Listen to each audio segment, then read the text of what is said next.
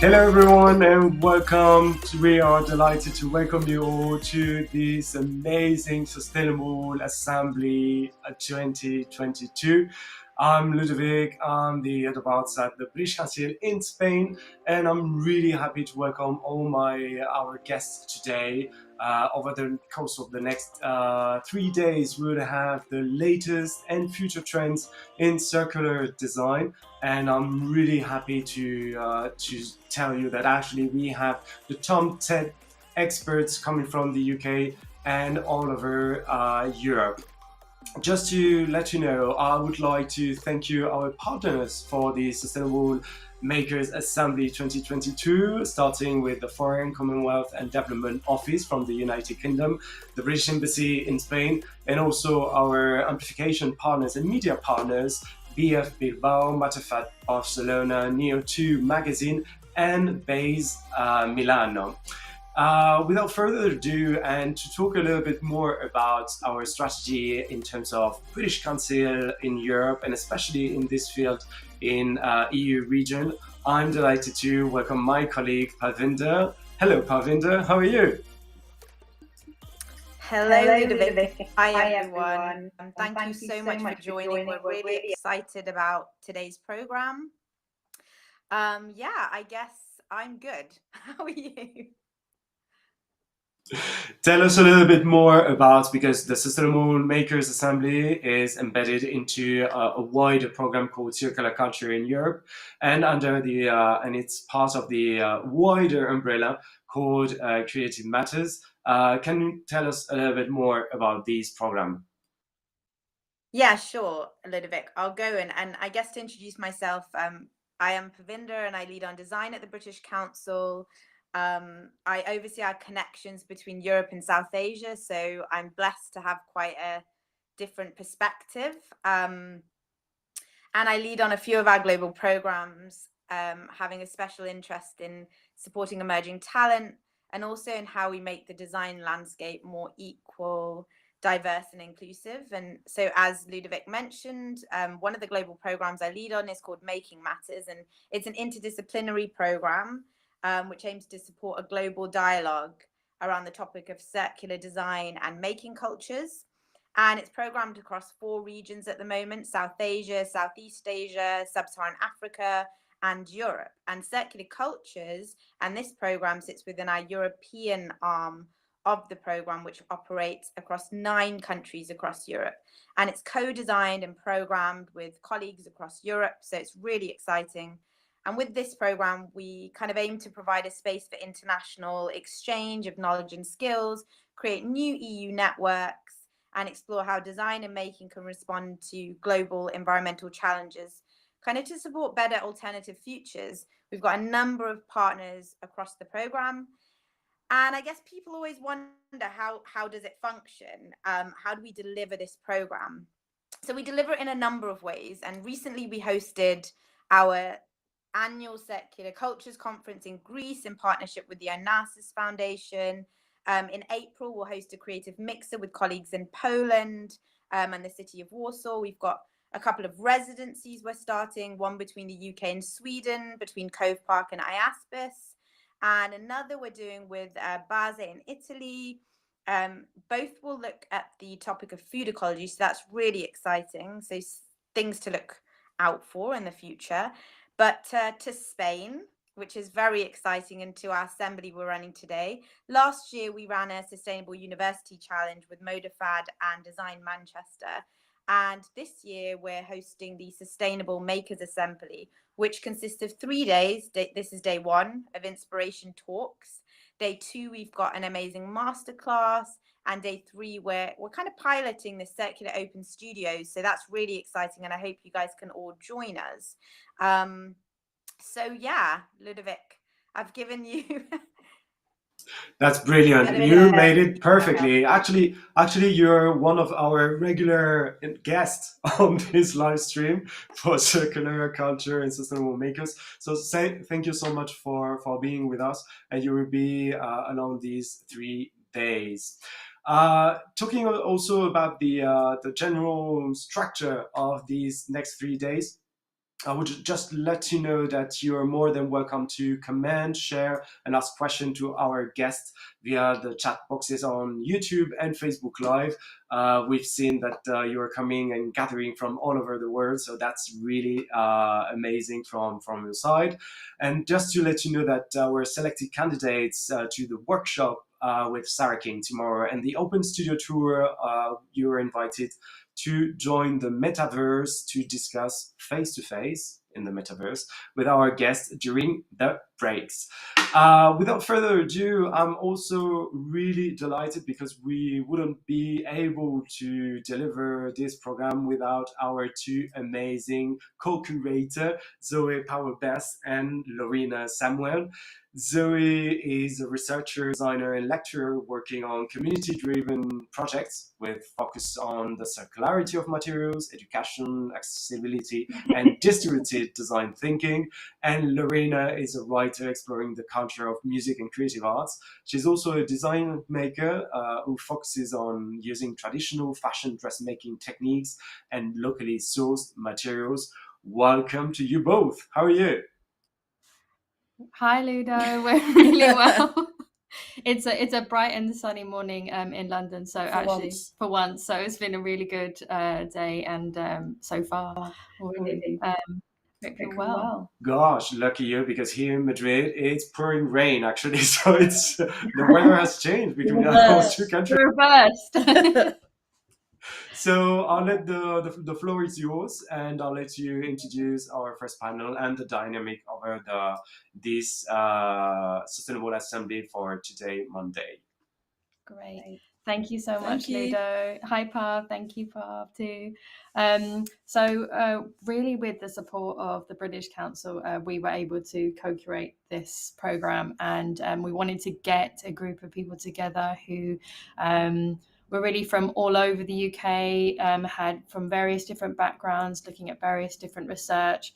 And so we wanted to also be able to share our cultural beliefs, our values, and really think about the speakers and the participants also collaborating. And so as Ludo said, please do on the chat type in any questions throughout. We've got all systems going. We've got 3 letters here, so we're on the chats, so that's really great. We really wanted to discuss those and hear everyone's opinions, hear our speakers' opinions side by side with yours. And really, this assembly is what we're hoping to obviously do a bit more of, and include everyone. Do you want to say something else on that? Yeah. Okay. Well, so as we all know, there are a few industries that shout their sustainability credentials from the rooftops. There are a few of them to shout from the rooftops with more pride than the design industry. People are shopping now more than ever in charity shops, in vintage kilo sales, and media platforms such as eBay and Depop. But when you're faced with a new collection from the high street, you see the sustainability sign collection all the time now, and it's fully embedded in the mainstream culture. But really, is it enough? Where does the material come from? Who is it made?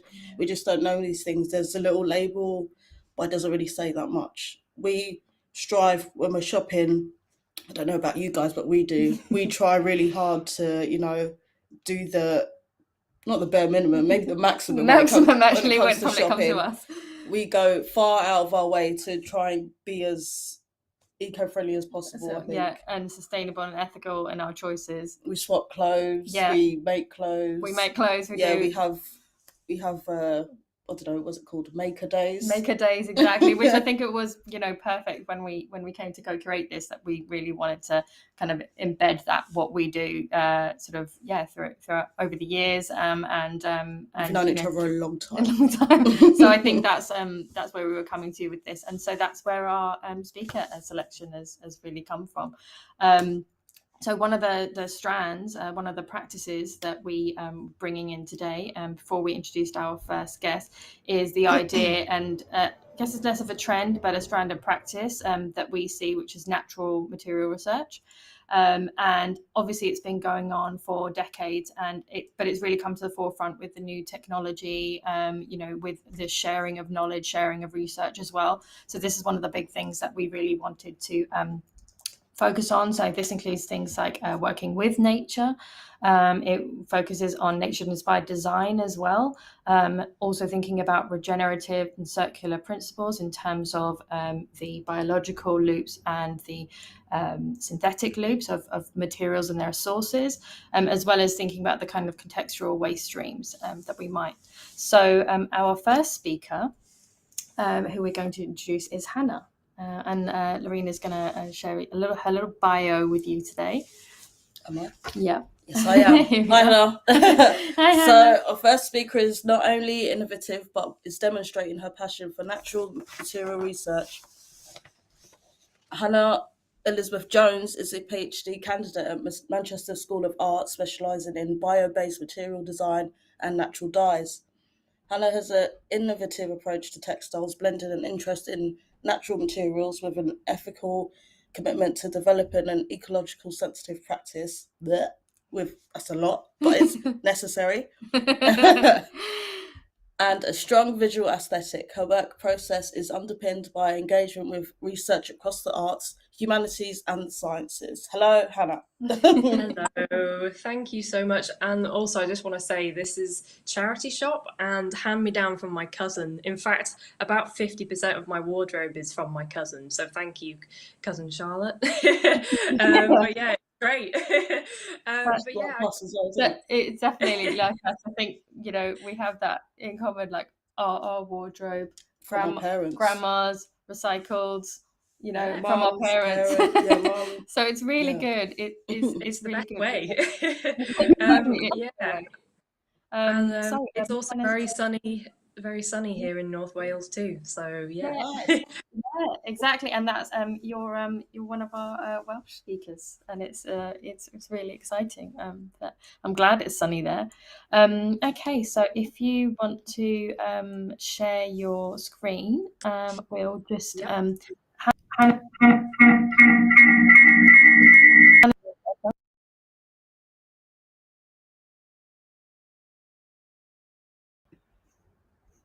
we can see us now, Hannah, but we can't see your screen.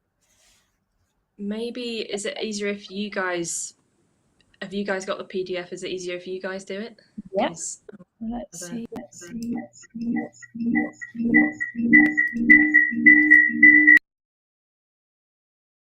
Okay, cool. Thank you.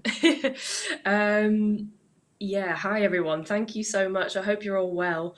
I'm so excited to be part of this program. So massive thank you to Zoe and Lorena for curating this assembly, and thank you to Ludo and Parv as well. So next slide, please, if that's okay. I'm a designer maker specialising in bio-based materials and natural dyes. I studied textiles for my BA at Manchester School of Art, and I was then awarded a scholarship from Burberry for my master's degree at the Royal College of Art. And then following this, I was awarded a studentship from the Northwest branch of the Arts and Humanities Research Council for my PhD research. So I am extremely fortunate to have received this support for my studies in sustainability. Next slide, please. I feel like Chris Whitty. I graduated from Manchester School of Art in 2017. Having made a material from waste paper, which I gathered from the art school. And as I'm sure you can imagine, hundreds of art students make a lot of paper waste every day. So I started collecting this waste paper, bringing it home to play with, mixing it with small quantities of natural ingredients. And after a lot of experimentation, trial and error, I had created a new flexible material with a unique surface pattern, which I then named Biomarble. And Biomarble now holds a UK patent. But the one issue that I really wanted to develop was the colouring process of Biomarble, because at that time I was using synthetic dyes. Next slide, please. So this is what I started doing during my master's degree. I mixed biomarble with natural pigments like indigo, chlorophyllin, weld. I created a whole new colour range. And I started to test the making of other natural materials as well, like algae, starches, types of wood. And this work here was for a CMF project. For those of you who don't know, CMF stands for Colour Material Finish. So this CMF project was for car interiors. And I was proposing the use of natural alternatives. For example, this sample, that trapezium-shaped sample in the middle with the little stitches on, that was a wood base with many layers of biomarble on top. And with this concept of layers, I wanted to encourage the thinking that it's okay for things to wear away, and that we need to accept that things become blemished, but also that there can be a beauty in aging materials. So with this sample in particular, another colour would reveal itself over time with wear and age. Next slide, please. So this here was a collaborative project with another RCA Masters student, Anya Moancotti, where I created the naturally dyed algae materials, and Anya created the partition frame. Anya also very cleverly created a heating tool that allowed me to fuse these different units of algae material together. So you can see that rectangular bar line is where that heating tool was applied. And this meant we didn't need any synthetic glues for the bonding, and we didn't need to stitch it. So meaning the whole screen material would biodegrade at the same rate. And as you can see, I just tried to create a subtle gradient here using Mayan indigo powdered dye. Next slide, please. So it was after these projects that when I started to think about where the ready-made dye pigments came from that I was using. I knew they were fully natural, but I had no idea how they were made, who made them, where they came from, just like Lorena was talking about before, or even how far they had travelled. So I started to think, can I have full control over the source of my pigment so that I can have fully traceable colour and have that transparency in the journey? Next slide. This was when I started to forage within my local area. I started to understand the types of plants that were available throughout the seasons. I wanted to continue my work with mending the soils and waters with regenerative materials rather than damaging them with synthetics. So the materials I used were unbleached, and I sourced British wools like Aran and Blueface Leicester, as well as loose discarded wool that I collected from sheep fields in the Llŷn Peninsula of North Wales. You do have to be really careful when collecting loose sheep's wool as well, because if you don't want to take too much, because the birds use it for their nests. So yeah, I had to think about that as well. It's all about balance. But yeah, I was inspired by how the colours are entirely dependent on the surrounding landscape and the beauty of their inconsistency. no two dyes are the same, which makes each material unique. So I then started to think, what colours would be available in the dreary winter months? Next slide, please. So this kick-started the concept of lliw lleol, which is Welsh for local colour. So lliw lleol is a dye database of locally sourced colour in North Wales. And my idea was to map out the seasons to show that cyclical journey of colour through creating a material timeline, essentially.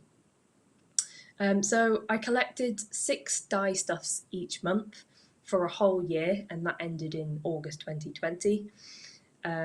Thankfully, even with COVID, I could still go outside and do my work. So that was quite nice. I was quite lucky there. And I documented the foraging through video as a visual expression of the time and the slowness of the process, and hopefully we can send that video link out to you as well. But I did have to be really mindful of how foraging might affect each area. So I only took a very small amount of berries or leaves from areas where they were prolific to conserve the health of the plant. Next slide, please. So the entire experience of foraging and creating dyes was really rewarding. And yes, the process takes time, energy, patience, but the richness of colour and the scent of each material is impossible to reproduce synthetically. Next slide, please. So here is all of the colour data that I plotted into this seasonal wheel. And that helps to track that cyclical journey of colour throughout each month. And you can see that each plant is labelled along the edge and each month as well, and each concentric circle represents a different type of material. You can also see how the colours are much more saturated in July, August, September, October, so that's around the top. They're richer in colour, and that's because all of that beautiful summer sunlight was helping those pigments in the plants to develop, and therefore creating a stronger dye as an output. Next slide, please. So yeah, I've just separated the colour data as well into protein fibres and cellulose fibres, because you can see clearly how the protein fibres, the structure of the fibres, allows it to absorb a lot more of the dye pigment, and hence the stronger colour. Next slide, please. And these are all the materials in one space, which is really nice. I did this post-COVID, well, I say post-COVID, October 2021, no, 2020. I can't remember now. I don't think anyone can. Everything's fused into a COVID mess. But I wanted to show this because on the far right here, that yellowy mustard colour is actually from the flower buddleia, the buddleia plant. And for those of you who are keen gardeners, you'll know that buddleia is actually a purple colour. So I find it fascinating that the resulting dye is actually a mustard shade. I love the fact that you can be surprised by things like that. But yeah, next slide, please. So yeah, this work, this was obviously using this leftover plant matter from the dyeing process to create these fibre boards and vessels. And this actually links to my current PhD research about bio-based materials and natural fibres. Next slide, please. So for my PhD, I created this timeline a couple of years ago now, because it gives some context as to why I am doing this research. You can see how natural dyeing and the spinning of natural fibres has been practiced since thousands of years BC. For years, lower classes wore shades of white and brown, and any dyes and fibres were made from resources available to them at the time or in their local area. And this all changed in 1856 when William Henry Perkins created Movine, which was the first synthetic dye. It was a purpley colour. And only 1 year earlier, in 1855, the first synthetic fibre was created. And then the Industrial Revolution saw to the development of these synthetics, which now dominate the textile and fashion industries. These synthetics materials are actually represented by that tiny slither of yellow time on the right hand side. So my point being, the world has experienced thousands of years of humans making and using natural materials, and by contrast, synthetic materials have only been around for 170 years in comparison. And they have already caused incomprehensible damage to the planet in that short space of time. In fact, at least 8 million tonnes of plastic waste leaks into our oceans every year, which is just horrifying. Yeah, next slide, please. So with this in mind, my PhD work links back to pre-industrial, pre-mass production times, focusing on current understanding of local fibres within northwest England, and also test the properties and applications of these for bio-based design materials. I'm just going to plug in my charger. So before the westernised age of material consumption, local landscapes and the resources within them were managed with a longer term basis in mind. And this is still the case for many Indigenous communities today. Materials traditionally made with low impact resources and manipulated with slow hand techniques. And this research uses soil-led approaches to materials and design, linking to Bill Mollison's philosophy of permaculture by promoting earth-centred design rather than human-centred design. If you think about the damaging, exploitative approach that humans have taken towards the Earth's resources in recent times, then actually it could be argued that it is not enough to just be sustainable. We actually need to take it further and be regenerative designers, regenerative makers, regenerative thinkers, and regenerative users as well, where we can give something back to the Earth's resources to make up for the previous damage, to restore nutrients. My partner is an accountant, and he would use the word reconcile, because there's been too many exploitative transactions where humans have subtracted nutrients. So we need to do more than just replenish what we use now and sustain. We actually need to replenish and add more. Yeah. It's a lot to think about and it's difficult, but we need to go for it. Next slide, please. So these are some of the fibres I have harvested so far. I had one-to-one specialist bushcraft training last year to learn how to sustainably and responsibly forage fibres.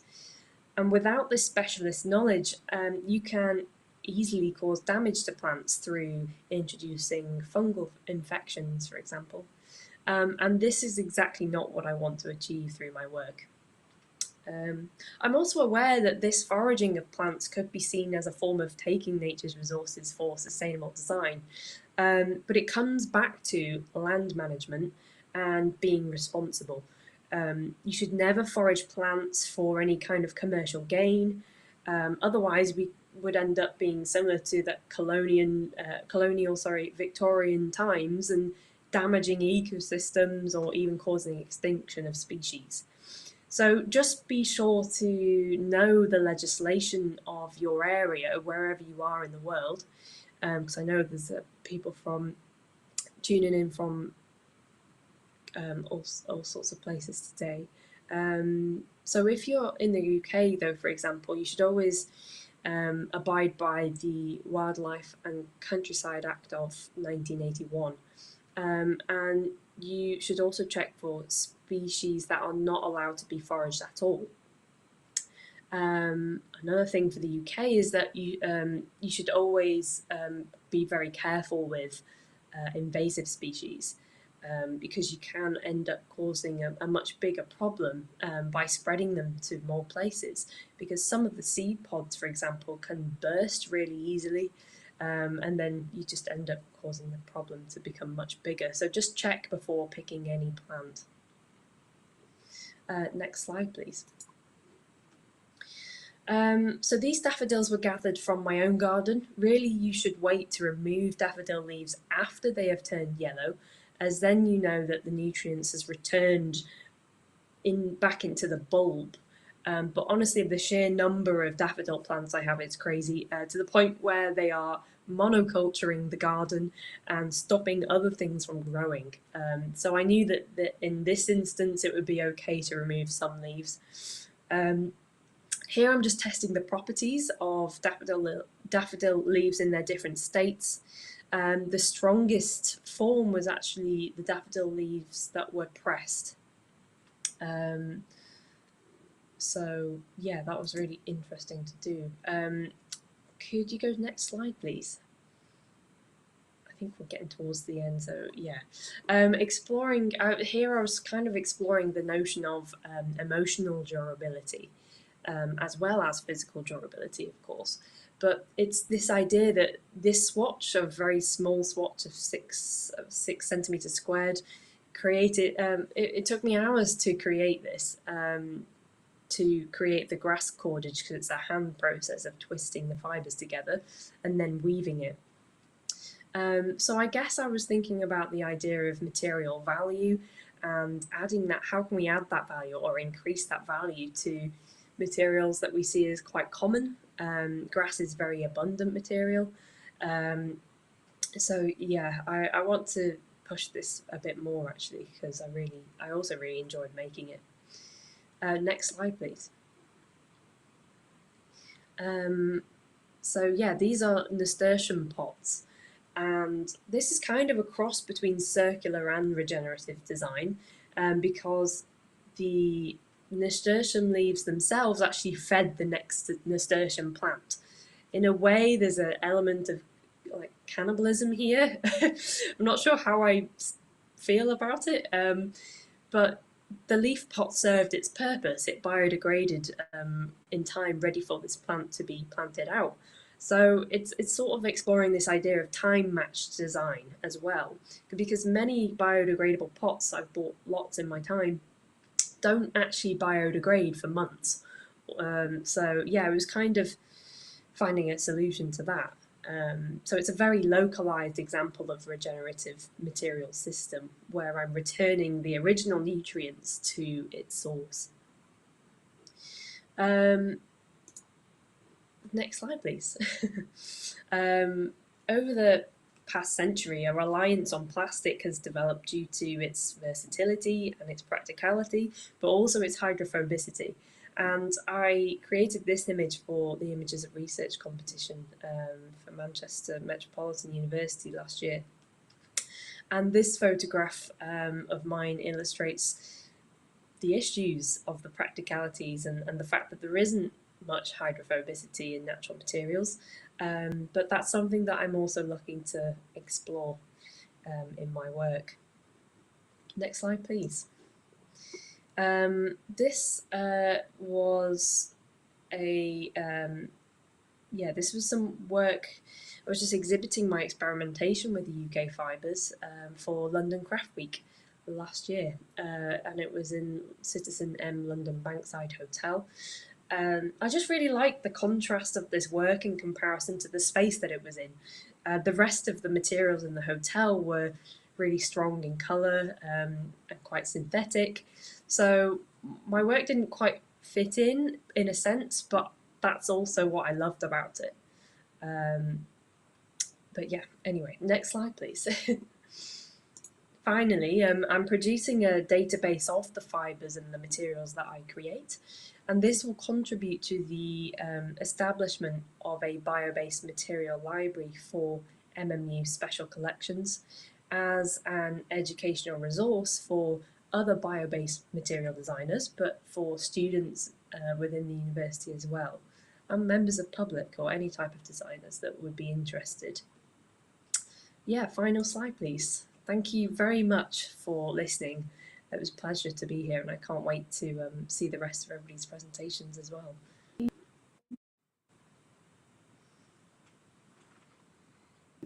There we go. I'm muted. Thank you so much, Hannah. That was incredible. I'm always I'm a big fan of your work. I'm a big fan of all the research that you do, and I think it's just been really fun and really great to be able to introduce what you're doing to Thank you to everyone else. thank you for asking me. Well, I'm gonna say it anyway. So today's Hannah's birthday. So everyone gets a birthday. I'm really happy you've joined us here on your birthday. It was really nice. Really great for you, for you to do that for us.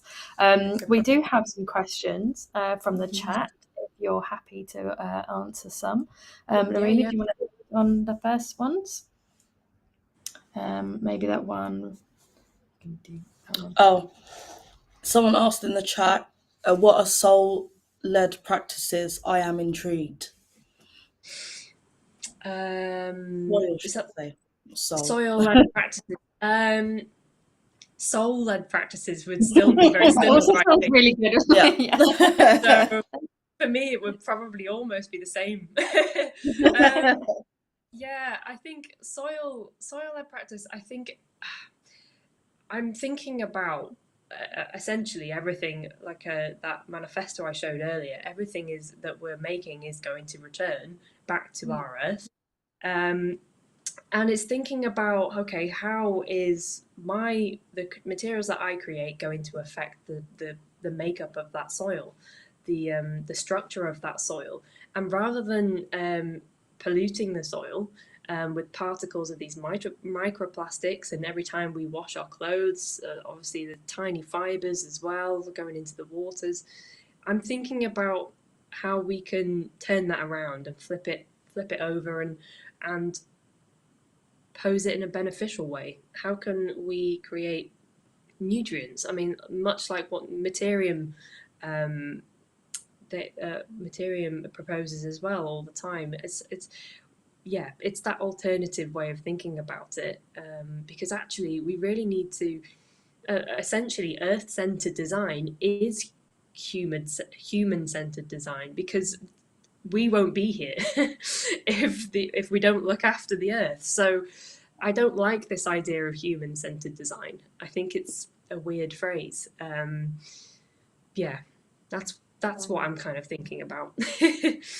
I think that makes a lot of sense.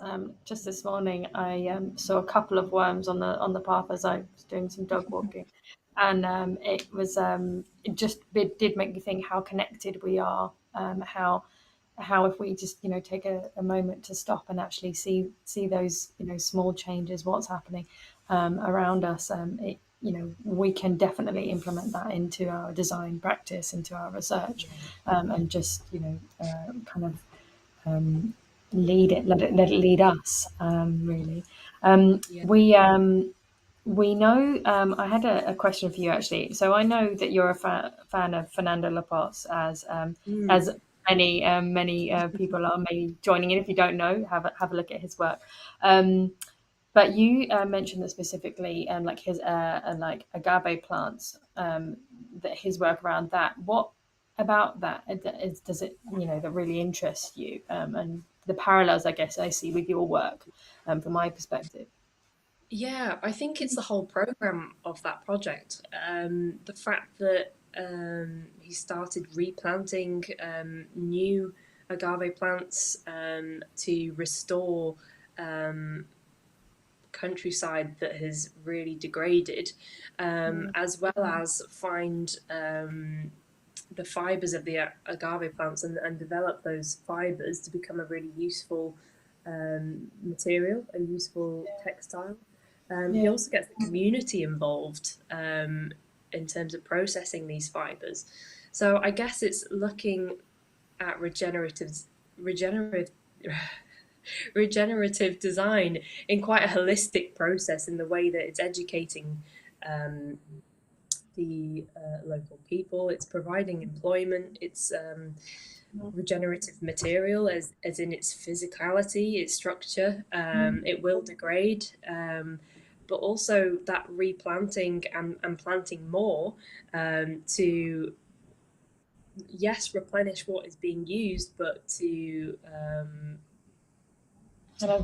increase the quality of the soil. And secure the species as well, I guess, and to kind of keep that ecosystem going. Because I see that really in your work as well. I wondered if you'd planned, at some points within, let's say, the pigments that you're using or things like that, if you're sort of planning as well in the future, to have that conservation, really. That's what my this phase that I'm in now is. I'm trying to think about, okay, how can I add more all the time. So I'm thinking about it, whether seeds can be included in materials. I know that it is already, but the type of materials that I'm creating are 100% fibre with no additional other ingredients. And it's hard sometimes when you're processing these materials to then include things like seeds, because I'm thinking, okay, are these going to rot in the processing?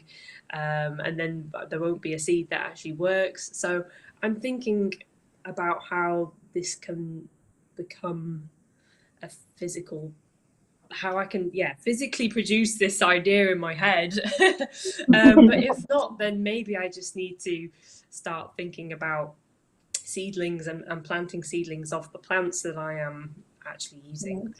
Well, we have another question in the chat. Do you want to read it out, Marina? Oh, happy birthday.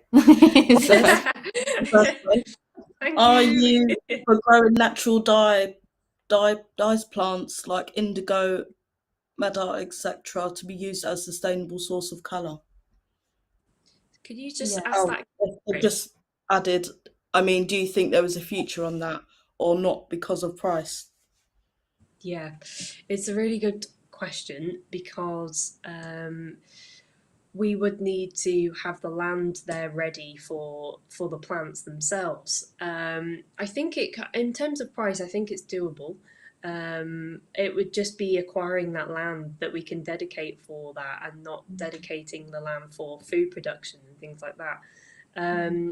We would possibly need quite a lot of land for the amount of dye that we use in fashion and textiles, and so it's a very tricky one. But I mean, pigmented dyes are being created at a fairly large scale now, and I think there's a growing interest that's been arising in the past 5-10 years or so, particularly in the last few years. So it would be interesting to see if there is a bit more wiggle room for that. But legislation as well. If we could get legislation changed so that we have a bit more circular design aspects involved, that would be great. And it would force people to have to. And that's the case for everything in terms of materials. I mean, if we could bring that 2050 plastic, single-use plastic legislation forward, that would be excellent. But No, it's true. We had another question about was kind of interested with the daffodils and the daffodils and the buddleia, really, and the colour change. Oh yes. What was I saying? Well, just a kind of really the contrast of colour. The contrast of colour, really, and sort of you found so many colors. So what did you find yourself lending yourself towards certain plants or certain colors? You know, were there some that came out which were maybe your favorite colors? Or Yeah, or were there somewhere you're just like, oh, maybe that shouldn't be looked into more? No, yes, absolutely. The winter months were really hard to get on board with the colours, but then I realised that actually that's not the point of this project. I need to be more accepting of the fact that this is what the world produces at this time. But the other on the flip side, you could think, okay, well, actually, I just won't produce any dyes in the winter. But yeah, I think I was really drawn to sloes and the slowberry colour, because originally when I first started with sloes, I only collected a very tiny amount, and that produced like a beautiful, very subtle pink colour. And I knew then, I was like, I'm going to go again to a different spot and get a few more, because I love the colour. And it produced like more of a magenta colour. And then actually, when COVID kicked in March 2020, I evacuated London, and I left those magenta materials on the desk in the Royal College, and it gets quite a lot of sunlight. And when I came back, when I could collect my work in July 2020, the magenta colour had turned into this sunset orange colour. And that's when I was like, oh my God, this pigment is amazing. But I wouldn't have known that unless I had to evacuate. So evacuate's quite a strong word. But that's what it felt like. I mean, this is the time. This has been the time. Yeah, I know. So yeah, I think it's quite funny, because I probably would have been quite precious about those materials. I wouldn't have left them out in the sun purposefully, but seeing that then made me think, okay, I need to actually leave some swatches out in the sun. Or maybe I need to leave some outside. Maybe I need to put some in the dark, and maybe I just have some in a normal type of room UV situation. Just a So yeah, scientist, Hannah. no, it's really annoying. I think anyone who's done any material research really feels that sort of like, okay, what if I try it like this? And I find also, you know, when we discuss clothes or we discuss design, it's like, how have they done that zip, or how have they done this? And I feel like that's a really big thing at the moment as well. Or not thing at the moment, but just that connecting of science and recording those experiments and doing those experiments. And what are the next experiments? What are the next, you know, things that you'd like to try? Actually, that's a good question. What are the next things that you know, connected or unconnected? Yeah, I mean, that's so important. If I hadn't have recorded absolutely everything that I did, I wouldn't know where something might need to improve or how I could change something. Yeah, I mean, you know, you do a lot yourself. It's vital to record everything. I'm also connected to the science and engineering department, as well as, so I branch between science and engineering and the School of Art, and it's really funny to see the different approaches to materials. But it's also really inspiring at the same time. So I'm very lucky, because I do have access to lab equipment and things like that. I need to test that a little bit more, but yeah, sometimes I find it quite scary. But yeah, I need to. I mean, even you saying that you find it quite scary, I think that's also, I guess, for the world of makers, the world of researchers, that's kind of really good to hear, because, you know, everyone's sort of nervous that they're not doing good enough or well enough, or, you know, that they should be researching more, or they should be at a certain level, you know, to know something. And I think it's really nice. It's you know, it's great to hear that. We actually have 2 more questions that have just popped up. Okay. So have you tried making paper from dead tree bark?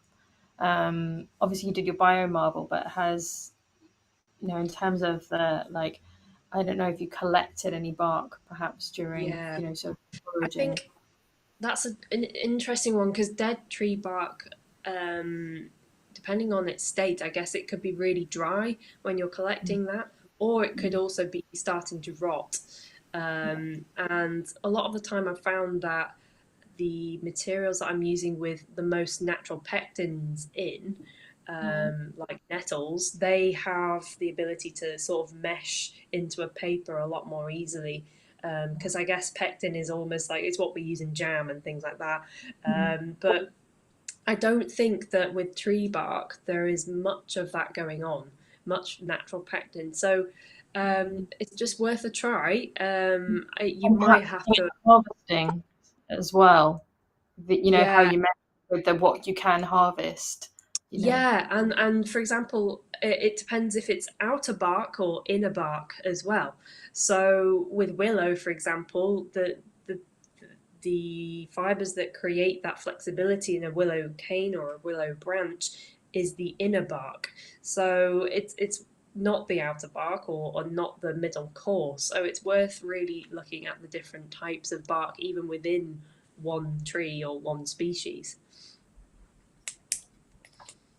I had another question. Yeah.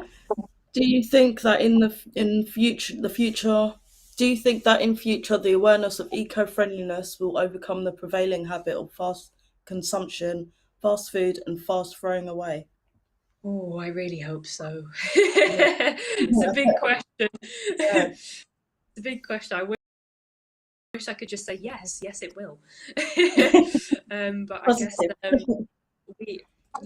yeah. I think that if enough people really start to get on board and not, I think it needs to be from a ground up approach and from a legislation higher up approach as well, so that the companies in between have no choice but to give in to both us as the ground up and legislation and things like that. So fingers crossed. I think we just need to start at a local levels and work our way up, hopefully. I think with events like this, and then with just like I said before, with the slow emergence of sustainable collections within the fashion industry, I think there is a slow revealing that it can happen, and we all know that it should happen, and in our own little ways it is happening. I think if just enough people need to, like you say, really get those brands to take notice more, then it can really get changed. Absolutely. Inside out. We need to have practical solutions as well, otherwise people won't get on board with it. And that's the massive problem with biomaterials. They're ultimately biodegradable. So unless we can apply that time-matched design concept, like for single-use materials, they'd be perfect. So we need to just apply it to practical solutions. Yeah, definitely. Have we got any? I have another question. Apart from tree bark, I mean, obviously, looking at the texture, paper texture. Someone's asked about pineapples, but obviously that's kind of diverging. Pineapple and banana. Pineapple and banana, diverging slightly from what's available. Yeah. I'm pretty sure that obviously we've got pineapple leather, we've got banana skin materials. I think they are much more.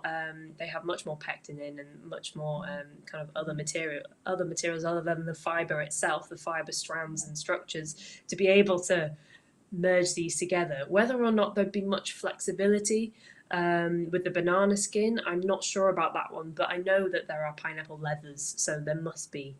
I'm sure that there'd be a great outcome with that, and you can only try and find out, and that's the only way you'll learn. I had a question actually, because thinking about the locality of this, just mentioning bananas and pineapples, not super local to Wales, but maybe on some corners you could probably grow some. How did you find? Because obviously, focusing on the kind of area of North Wales, and then you mentioned earlier the communities. Did you find sort of the community around? Did you obviously come across people and they maybe asked you what were you doing? Did you find the community sort of taking an interest as well? Because I think that's that lends itself to someone in the community taking interest, someone who's maybe a local business taking interest, and then further reaches out into kind of our society and culture in terms of what we are interested in or what we take note of. Did you find people kind of getting interested in your, Yeah, I did. It was mostly dog walkers in my area, but but it was nice though. I had some really nice discussions. I remember when I was actually foraging the sloes, I did have somebody like, oh, these are sloes, are they? Oh, I might come get some for some gin. And I was like, no, in my head. they're not, you can't use these 'Cause, ones. You don't want to use yeah, these no, ones. no, they're not the right species. They're not, these aren't gin ones. So Different yeah, kinds. no, not at all. So that's also where the problem of balance comes in, and making sure that we all do this respectfully, so that we're not taking everything. And that's why my materials are all for educational purposes. For really thinking about the origins of the materials and where everything's coming from, and that transparency of the whole journey of the material, from its birth to its death. And that's what we have to start thinking about, is thinking about materials as people in a way. I know that sounds a bit strange, but they have a life, they have a lifespan. And they can't just go away somewhere. There is no away. So we'll be stuck with what the remains. And it's been done for thousands of years, as I said earlier. So we've just lost sight of that and lost the educational aspect of that. I think it's it definitely reminds me of one of the incredible chapters in Robin Wall Kimmer's Braiding Sweetgrass, where she talks about an elderly lady in the community who is actually teaching them how to find different species, find different things. I think it's possibly actually the sweetgrass, that chapter. But what's interesting is she always says, I never pick the first one that I see. And I feel like, and she says, and she never takes more than half. And there are these cycles and there are these sort of guidelines that we can listen to. Yes, we could go and harvest the whole bunch. You could go and harvest, but you wouldn't leave any left. Perhaps you would take away, as you said, all the seeds, so they're can't grow anymore in that area, which they're perfectly, a plant perhaps is growing perfectly in that area. And I think it's sort of bringing that respectfulness as well to using natural materials. And I think that I see in your work, you definitely have that understanding, and that obviously you're promoting, within the kind of, materials for educational use. And so I think it's really important. I'm seeing even more parallels than I did before. So Thank you.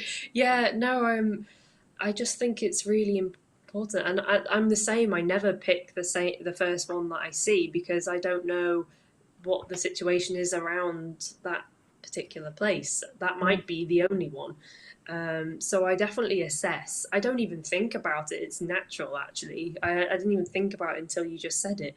But also, it's just thinking, well, actually, these are also bird food. They are insect food. It's not just about us. No, it's true. I think that's a really nice. I mean, please stick around. Obviously, we've Yes, got of course. a tiny bit of a break now. We're running slightly over, like 2 minutes ish, so we'll have a tiny short comfort break, and then we'll go on to our next speaker, who will be Osmose Studios. But the chat's still going, so you can see the chat on YouTube as well. Thank you so much, Hannah. No, thank you for having me. It's been really nice. Happy Can't birthday, wait. have a good day on your birthday. Are you doing anything special today? I will be going for a walk in the countryside. Let us know what you collect at a birthday collection. What gifts you receive from the world. Yes. Oh, Thank you. well, take care. Thank you very much. Bye. Speak later.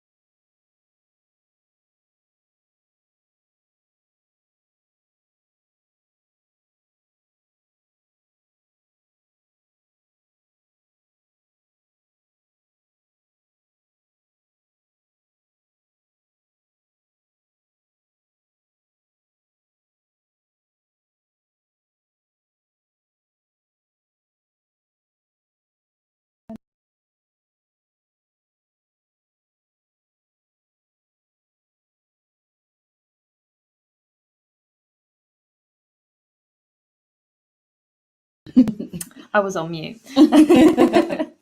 Hi everyone, we are back. Thank you for rejoining us, and thank you also for the wonderful presentation by Hannah Elisabeth Jones. We will be able to look back on it, and obviously please keep the questions coming in on YouTube and Facebook live chat. Also, do please follow anyone on their social medias, and we can share some of those links, or you'll find them connected In the metaverse. for the participants later. So that will be great. Next we will have we'll have another trend, a continuation of the natural research trend, as well as another a really a combination of looking at sustainable business practice, as well as I guess innovating unconventionally is what we're calling it. If we want to get Aurélie there. Hi, Aurélie. Hi. Hello. So lovely that you can be with us. Thanks for having me. Are you back in? Are you in the East Midlands? Yeah, exactly. I just came back from Greece. I was at another sustainable fashion convention as well. So I'm so pumped for this right now. It's just like flowing ideas. It's flowing through you. Got all the energy. So good. I just want my life to be like that every day, sustainable fashion all the time. That's the plan. It is. That's the plan, right? Thank you so much for joining us. It's really good. We'll just do a little intro to you and Osmose Studios. So Osmose Studios is a regenerative fashion and lifestyle design lab based in the East Midlands. Established in 2021. Aurélie, Fontan and Ashley Grunter are biodesigners. And the aim of your lab is to remodel how we wear, make and use objects in our daily lives, and how these can be vectors really of change towards a more symbiotic lifestyle with our, as we were discussing with Hannah, natural ecosystem. So this is a really nice continuation of flow of those topics. And your studio implements a high level of transparency, which I love, and with this really strong focus on, again, local and localized supply chains and really circular usage of materials and development of materials. And today I guess you're going to really speak to us about exploring the mycelium textiles and products, as well as pigmented bacteria and botanical dyes. So it's very exciting. Yes. Yeah, amazing. Cool, great. Yes, I've modified my presentation just a little bit, obviously to not repeat what Hannah was saying, because obviously it was very botanical dye focused. So I'm just going to start today, because I know we have a lot of people here who are also interested in fashion. I thought it would be interesting to kind of take everyone through my journey, why I came to obviously become a bio designer. Obviously I was a couture designer before. I studied in Edinburgh, and then I studied at the Royal College of Arts. So it's going to be a presentation half on like the solution for sustainable fashion, but also about my new studio, Osmose. So please, next slide, if that's okay. So just to introduce very quickly the sustainable fashion strategies.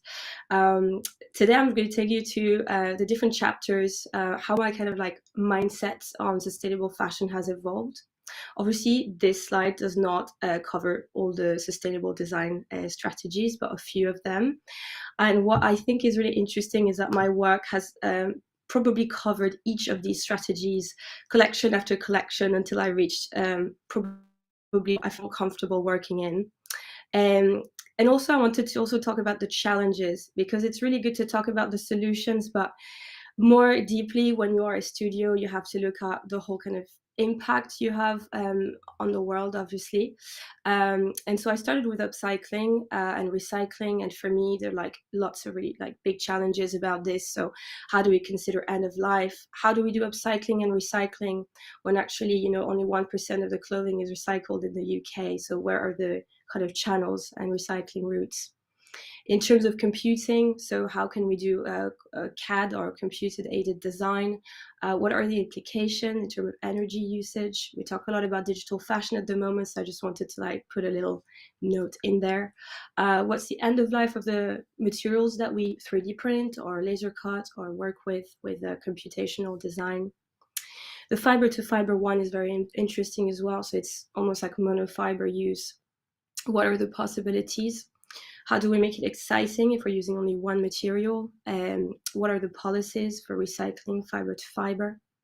Then we go on to biofabricating and bio-based, which is what I actually specialize in. And this actually has a bit of a different challenge, which is more about what ecosystems are we looking at? What are the ethics of using living materials and living organisms? And in the end, also the resources needed to do that. So it could be water, it could be electricity. And the final one probably as well is regenerating. It's a term that we've heard a lot in the fashion industry, but what does it actually mean, you know? There's regenerating fiber, which is more the recycling route, but there's also thinking about regenerating ecosystems. Also, Zoe, feel free to give me a pointer when I get to 20 minutes. Next slide, please. So I'd just like to start with my first couture collection, which is an example of upcycling.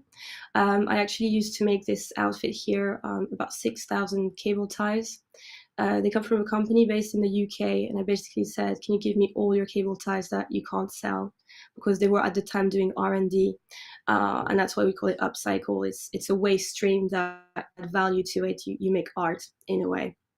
But obviously I saw the problems with upcycling is more scalability, and also having a waste stream that is quite, let's say, streamlined, and that you know that you can use for a very long time. Next slide, please. And then I went on to recycling. So this dress is made out of leather that people used to make cars, luxury cars like Bentley, Porsche, and all these kind of manufactured in Scotland, to be honest, which is really nice because it's localized waste. But what I get is actually when you cut the seats of the cars is what is left over. So I designed a way to weave all that waste together so I can use any kind of shape or form from the waste. Again, here I encountered another problem is how can you make this viable? It's also very time intensive to recycle waste in that way, but it's very interesting from a craft standpoint. Next slide, please.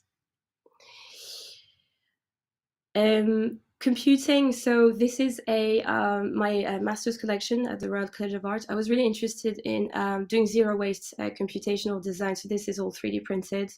The fabric is also a base that I've 3D printed on. And I was really interested in, let's say, zero waste embellishment and the kind of, you know, more speculatively, I would say, what can we do in fashion that's using the computer, using generated maybe softwares that can help us. So this is another idea. Obviously, there's a problem with what materials we use. So PLA filament, what kind of filament can we use that would be biodegradable? And next slide. Fiber to fiber, this is another project I worked on, which was actually the challenge was to use a low value fiber, so jute in that case. How can we make more textures? Actually created this kind of fake fur or fur alternative. And to make an outfit that was probably mono-material and also completely biodegradable. Fiber to fiber is really interesting if you are a business and if you want to go into products, because fiber to fiber allows you to do a take back scheme. So you can actually recycle everything that you sell if you manage to get it back into your supply chain. Next slide, please. I'm going really quick through these so that I can talk to you more about my studio. Bio-based, this is also from my master's collection. This is an outfit that used purely bioplastic. And obviously I was very inspired by Biodium, which is Zoe's platform as well. And I was really interested in seeing what we could do. And it's also screen printed with an algae print paste. So I worked with a textile designer called Meredith Wood. And she actually made a new kind of screen printing paste, which uses algae pigments. But obviously, as I said, you could use bacteria. Next slide. And then we get to biofabricated. So this is a dress that I made in 2018, before we started the whole conversation on biodesign, which is more mainstream now. And this is made of kombucha, which is a mix of bacteria and yeast. And I presented it at Graduate Fashion Week. So it was the first biofabricated dress and couture dress to go onto a catwalk. And actually, not many people realized that it was biofabricated, which is probably the best thing. Next slide, please. So we get to it. So this is us, Osmose Studio. I'm one half of Osmose Studio. I've shown you my journey here to explain why we've come to decide to work with living organisms, because we think it's probably, after recycling, upcycling, and tackling the current waste, this is the best way to move forward to create virgin materials. So you can follow us. Our tag here is there. Next slide, please. So what we do is very simple. We've got two branches in our studio. We've got Osmose Studio, where we do products in fashion and homeware, and it's all transparent and locally based. And then Osmose Lab, which is more of the R&D side of things, where we do biomaterials and textiles. Next slide. Thank you. So this is me. I'm obviously a fashion designer by training, and Ashley Granter is my co-founder, and we basically work across mainly mycelium, which is really interesting as an organism.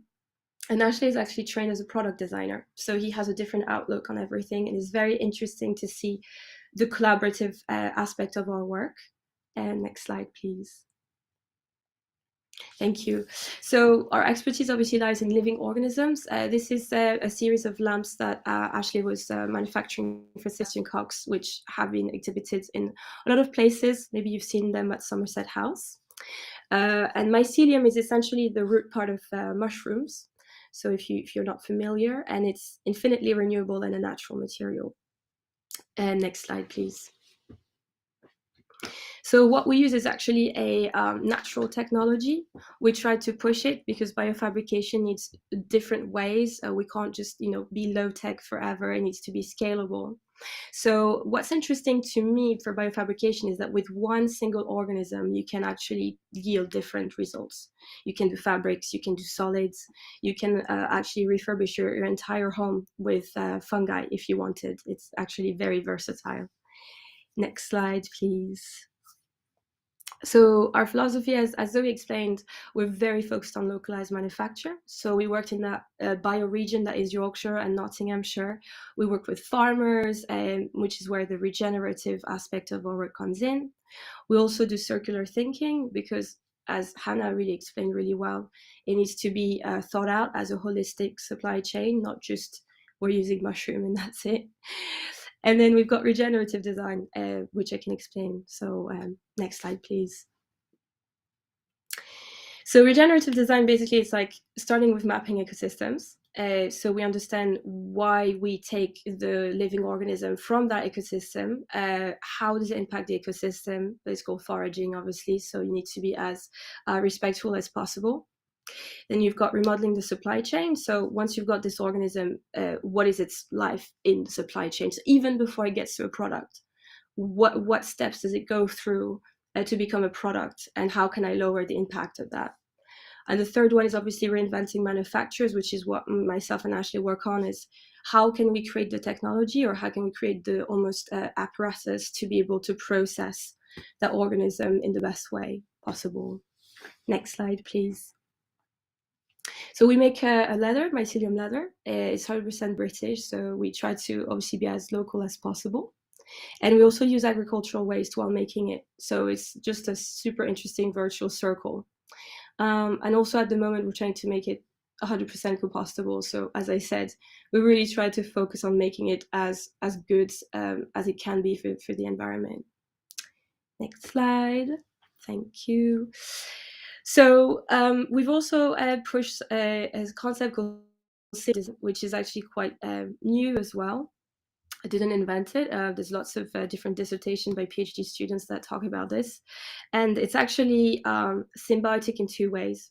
So symbiotic first, because you use a living organism. It has a relationship with, obviously, its external environment. And it's about finding a symbiosis between us humans and living organisms. So how do we connect to them?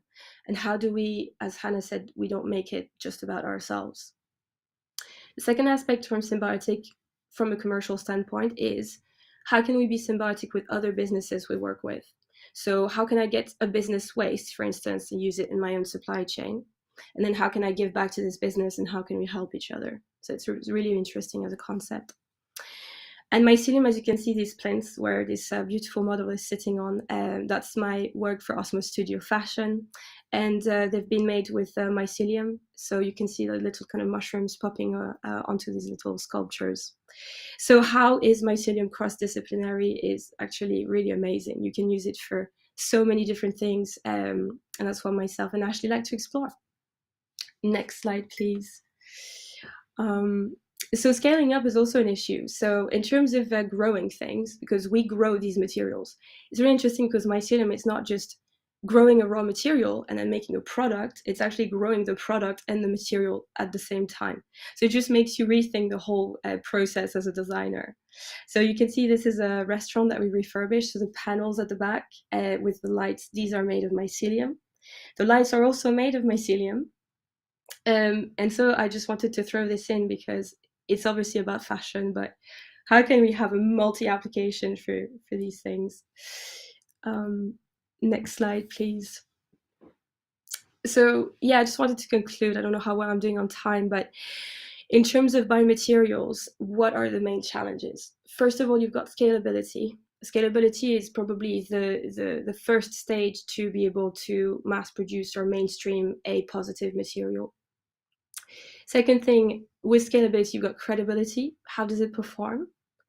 You've got suitability. What are the applications of this material, and is it suitable for what you want to make? So think about it if you're interested in biomaterials. Another one is affordability, or we could call it affordance. Can I make this material obviously accessible to most people? Otherwise, what is the point, and what impact am I making? Then there's consumer perception. Obviously, it's about educating the consumer. You're going to wear mushrooms, you're going to touch mushrooms, you're going to, how does the consumer, envisage that material, and what's their relationship to it? And the last one, I would say, the challenge of the life cycle. Obviously, making a low impact material is amazing.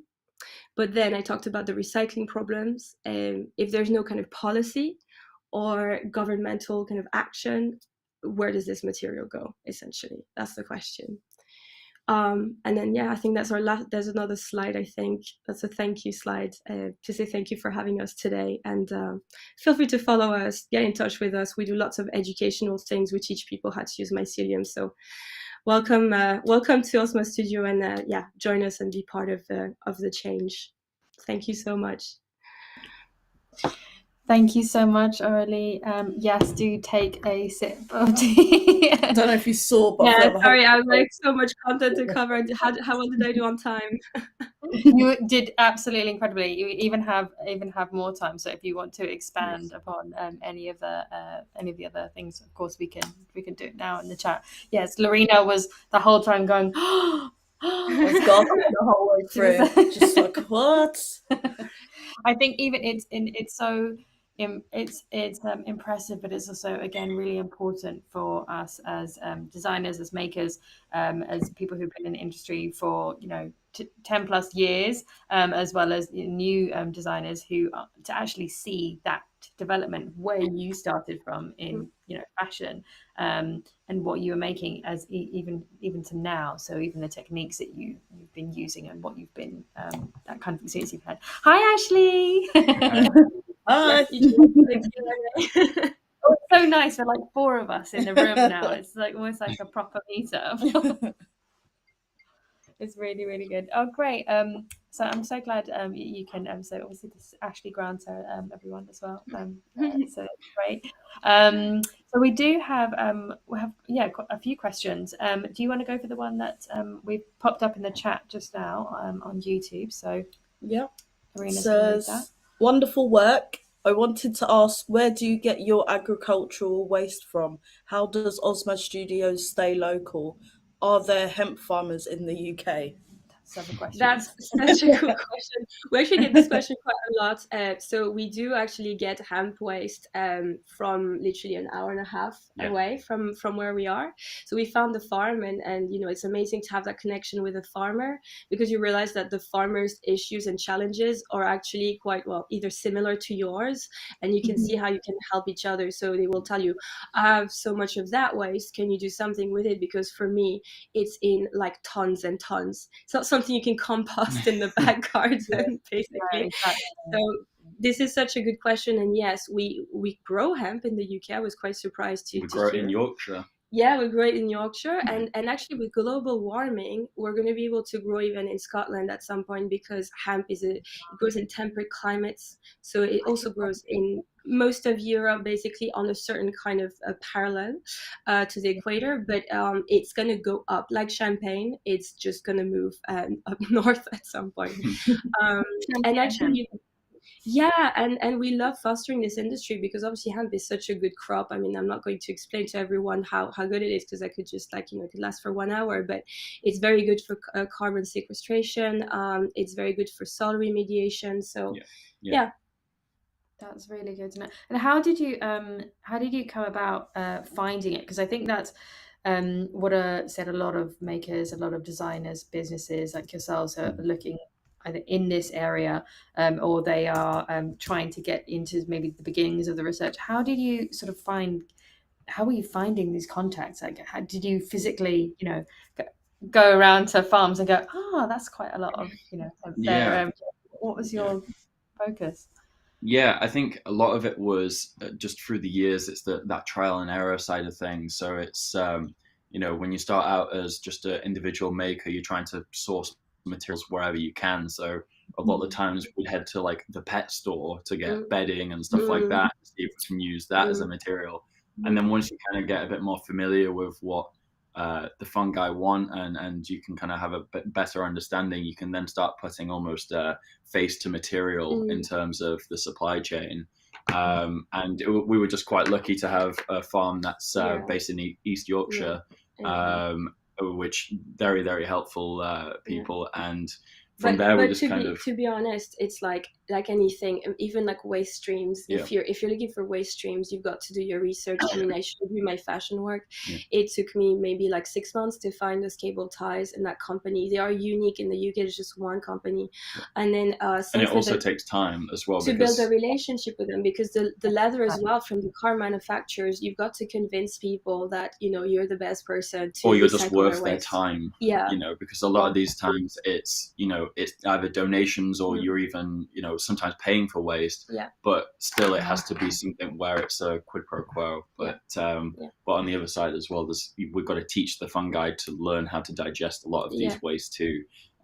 So it is building customer relationships on the business side of things, but also on the fungi side of things, of being like, here you go, how do you like this, could you build up an appetite for this. A lot of it's that, I think that's what made me kind of, there's these sort of areas, and I initially I'd sort of put you in the kind of trend of innovating unconventionally, because I see that like runs through your veins, and you're like, I'll try something new. This is unconventional. Let's try it. Let's see what the new waste resource is, or how we could do something differently, not just sort of through your research, but actually, who you're, opening up to, who you're, talking to day to day.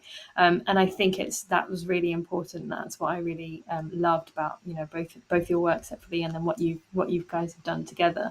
And for me, I think that when you're approaching other people and saying, okay, what are your plans in the future, really connects to that topic of sustainable business as well as the sustainable materials. And so that, I feel like one of my questions that I had was how you're finding that balance between what you would like to do as a designer, as a researcher, as a maker, but also in terms of balancing the business side, and how you're focusing there. How is that going at the moment? You Because go for that one. Yeah, no, I think what's really interesting is that I think obviously as a designer, you're obviously looking for new things to do, and you're always in this kind of research and development mindset, which you don't really call it R&D when you're in university or when you're even a practitioner, but when you're a company, it just becomes R&D by default, because you've got to find funding, you've got to find people, you've got to start kind of doing it on a more, let's say, not massive scale, but it's massive. Viable. It's massive compared to what like a craft person would do in their daily life. So you have to make it more holistic. And so I think that what's interesting is we don't really like to stay and do what we know. We love to try and do new things, and that's this constant innovative, but it's not something that you do consciously, like, oh, I want to innovate. You're literally it's a creative imagination of just being like, there's fungi in Chernobyl that's digesting radiation. What could we do with that? And also because obviously those new materials are new, but to us, both of us, they are not new because we've been working with it for a while. So we try to look at it we try to refresh our perspective on it and be like, let's see what we can push it to do in a way. And I didn't talk too much about botanical dyes and bacterial pigments because we don't have time to expand. And I think Hannah did a great job about the world of colors. But that's the thing. It's you look at what other people do a lot as well. You're like, okay, so this has been done, this has been done, this has been done. How can I almost like better it, improve on it, or try to take it to a different level while staying very respectful and humble from, for the pioneers that have started this kind of work. Yeah, I think that's really important. And with this sort of it's very difficult, I'd say, within businesses and within research at the moment to be able to actually say, okay, this is not new research, and we know it's not new research, especially in the area of natural material research, because we're looking at nature, who's been doing it for thousands of years, millions of years. So I think it's almost, as you say, in a way, building your own identity and building your own business and what you want to focus on, but maybe also connecting those partnerships and those networks like this as well, to be able to say, okay, well, this may be not my focus, but actually, anymore, but actually I could lend that or have that conversation with someone else who maybe wants to go in that area, and I will take it in another area and I will build upon their research. And I think that's one of the really nice things happening in these areas at the moment. Do you want to expand on that, or should we pop to something? We have got some more questions, haven't we? Yeah, the next one, that's fine. Yeah. Someone is curious on YouTube if the process of decomposition of the products made of fungi is the same as the decomposition itself in the natural environment. Yes, yeah. So it's exactly the same, to a point where we're actually using a lot of our waste or products that haven't grown to completion. We chipped that all up, and when we first moved into our house, we had a shed in the garden. We took that shed off. It was brown land, really not usable. And for the past 2 years, we've been using all of our waste from this to regenerate it. And now we've got cucumbers, tomatoes, all sorts, just growing everywhere and loving it. So it's very similar, and it does lend a good benefit to what ecosystem you have around yourself. Of course, you've got to be aware, if you're using species that aren't native, how you introduce those into an ecosystem, you've got to be aware of. But our fungi are harvested from literally 2 to 5 miles away. So it's just a forest in the distance. And it really just makes it for a really good, beneficial end product for a waste, which is usually waste is waste. It's stuff that doesn't have any value or any benefit, but it's still useful even when it's not. We try not to splash those words like biodegradable, compostable, all those things, because actually if you're a maker or a designer, you know that it's way more complicated than that. And you can't just, if you do that too much, then the consumer or let's say the person who's not in this industry they will just think that you can just chuck anything wherever you want, and it's not what biodegradable and compostable means. You still need to funnel it through the actual roots that the product needs to end its life appropriately. And so I think there's a lot of work to be done from us. It's our responsibility to educate the customers to consume more slowly, maybe to understand where materials come from, how they're made, what is this client. And I just told you I came back from a sustainable fashion convention in Athens, and all of us, we know what the issues are, but we feel so, in a way, powerless with how much information is divulged online, and how people get so confused of like, what should I do with this product once I'm done? How does it get dismantled? It's just, I think we need policies. I think that designers have a responsibility, but beyond that, I think governments need there needs to be a standardization. Almost. Exactly. I think like the term we like to use a lot is like our material is edible. Like it wouldn't taste good, but it wouldn't hurt you. Because compostable, biodegradable, everyone's just like, what does that mean? Does it mean I can chuck it and forget about it and it'll not do any harm? Most of the times, even with our material, if we piled it up into a landfill, it's still going to be a problem for the ecosystem. So it's not a case that you throw away and you don't think about it. You still got to, put in that time and let it go through its decomposition, and then you can relax and be like, there is no impact at that point. But exactly. And I really like that term you use as well, Aurélie, is the kind of appropriately and thinking out what is appropriate, what is what is kind of like the environment needs, what is appropriate for a certain situation, a certain material, and really also as well that educating around the terminology, because as you found maybe just coming from Athens and everywhere else, is that the policies for these different materials are different all over the world as well. What policies they have in say South Africa, I know are very different from the UK, and I think it's one of those things that also needs to be underpinned in a sort of every single presentation, every single product, every single material that gets put out there does need to have some guidelines, if not a little bit of a more understanding, rather than using these, we've had so much greenwashing and we, with terms, here, this is this, that. So you're finding as well, that's what I'm wondering, is that within your business, you're actually also, trying to, the fact that you're educating as well your customers, and building that relationship, I think is really important. That is also something that is can be sustainable, and that you're working towards as well. I think that's really a big thing. That's really important. Do you want to add on anything else on that? We do have a couple more questions. Questions on it. Sure, fire away. Go ahead.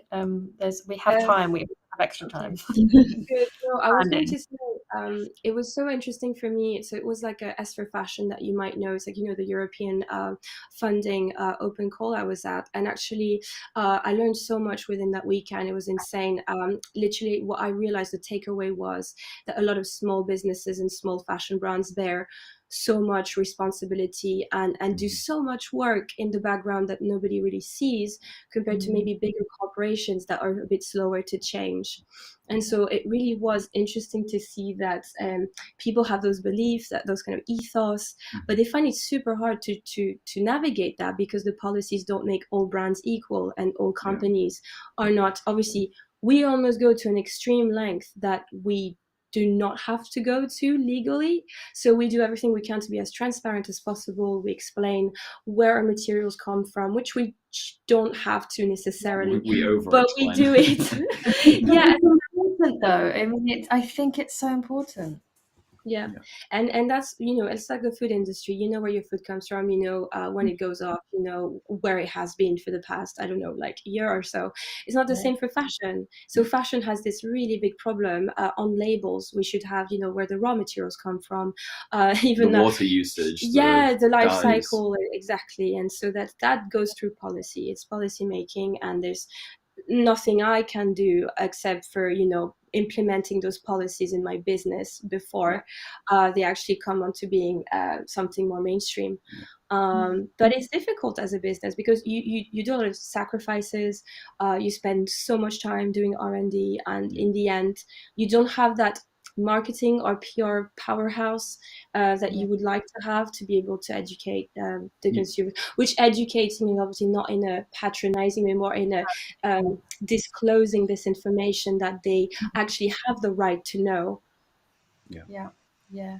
No, I agree, and I think that's I've seen it actually, that is, I would say, as part of sustainable business, in terms of connecting with your customers, connecting with the, that is one of the biggest trends I'd say within sustainable business, is to help them have an understanding, and so it's almost easier for them to be able to select the product or select the material and understand where it's the more information you get. There's someone who I follow on Instagram who has a brand called Mille Saisons, and she does silk accessories, and she's looking at the sourcing of that. But one of the things in terms of her sustainable materials, one of the things she's doing at the moment is to, every single time she gets a question through on her Instagram lives, on her stories, she will talk about policies. She will use that.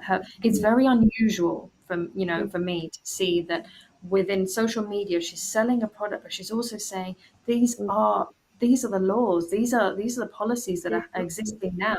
This is what I would like to be doing.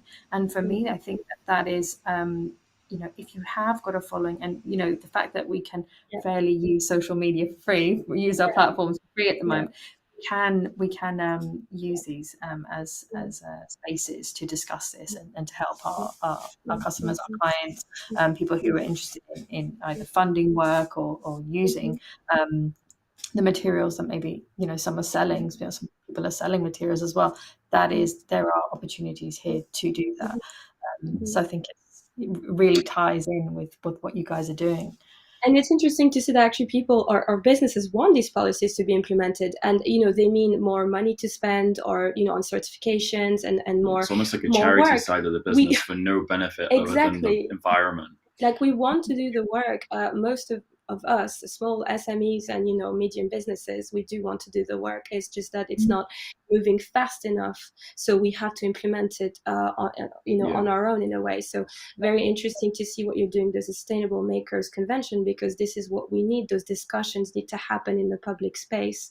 I feel like the government just isn't feeling the priority on it. With everything else that's going on, Ukraine and stuff like that, it always feels like sustainability is a option. It's the thing at the end of the day where it's, I've got a bit of time to work on that.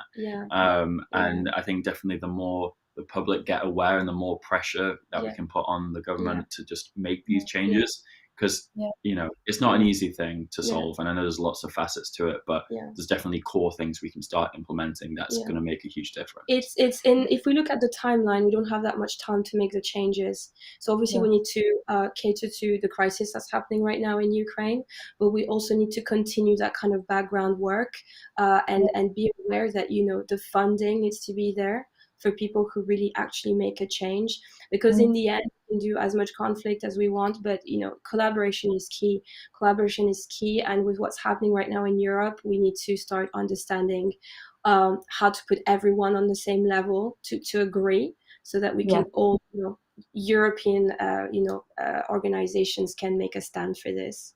No, it's true. And I think that's that's exactly one of the reasons for this platform. That's exactly one of the reasons that we wanted you guys as speakers, because we knew that you would discuss this. We knew that it's something that you are thinking about, but is not often shown publicly. And I think that's really important within this network, within where it reaches. We're on 3 different platforms, plus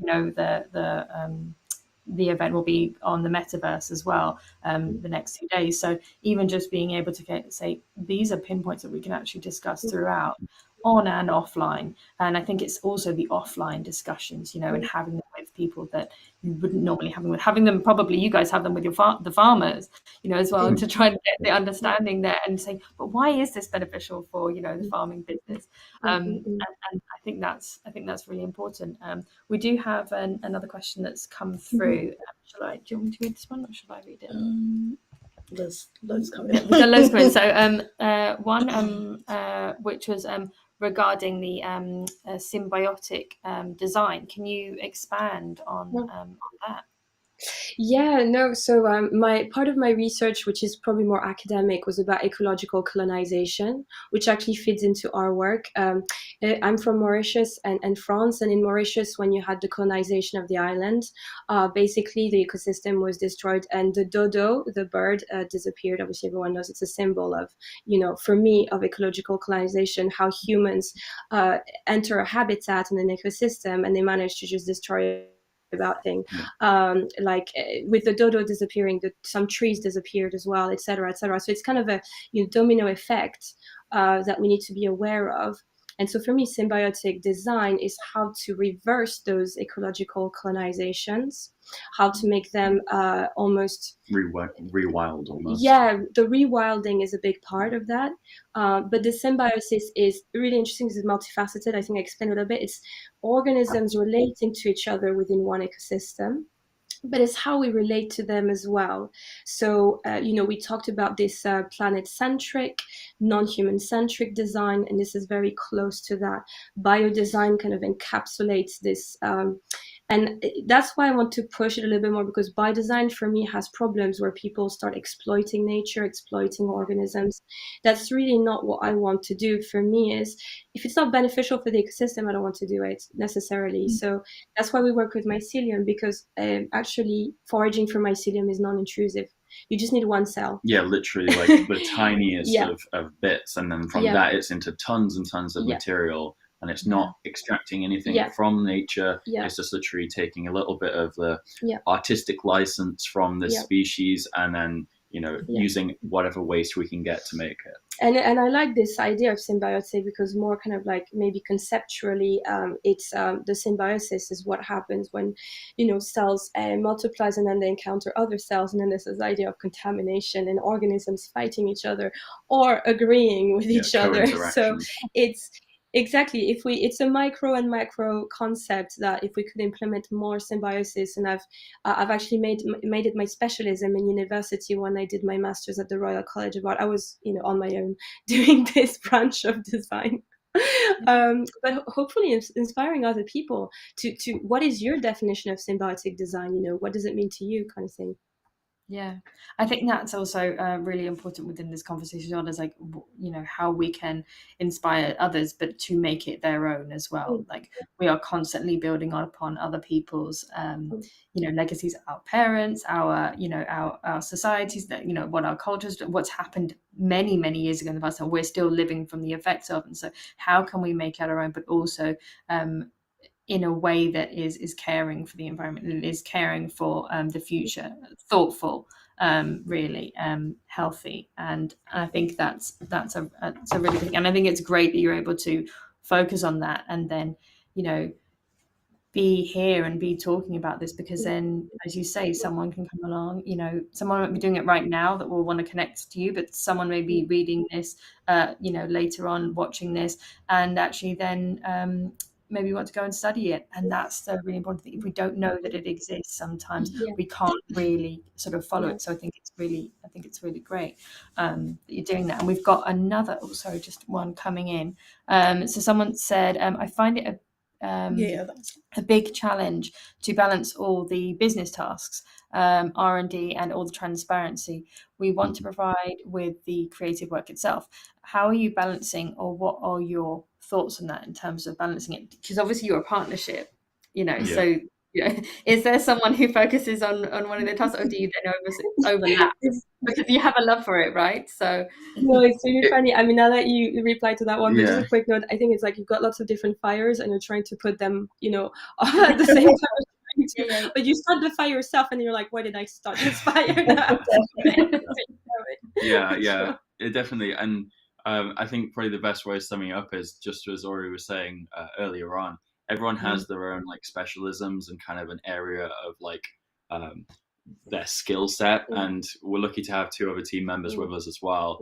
And that kind of like, we all know our own strengths and our weaknesses. We help each other try and build on those weaknesses and kind of be a cohesive team. But we're very good at just self-delegating of like, how to do this. It'll take you, much quicker. So then it's, we can kind of organize ourselves a little better. But definitely being like engaged and also business partners and living together all the time. Engaged.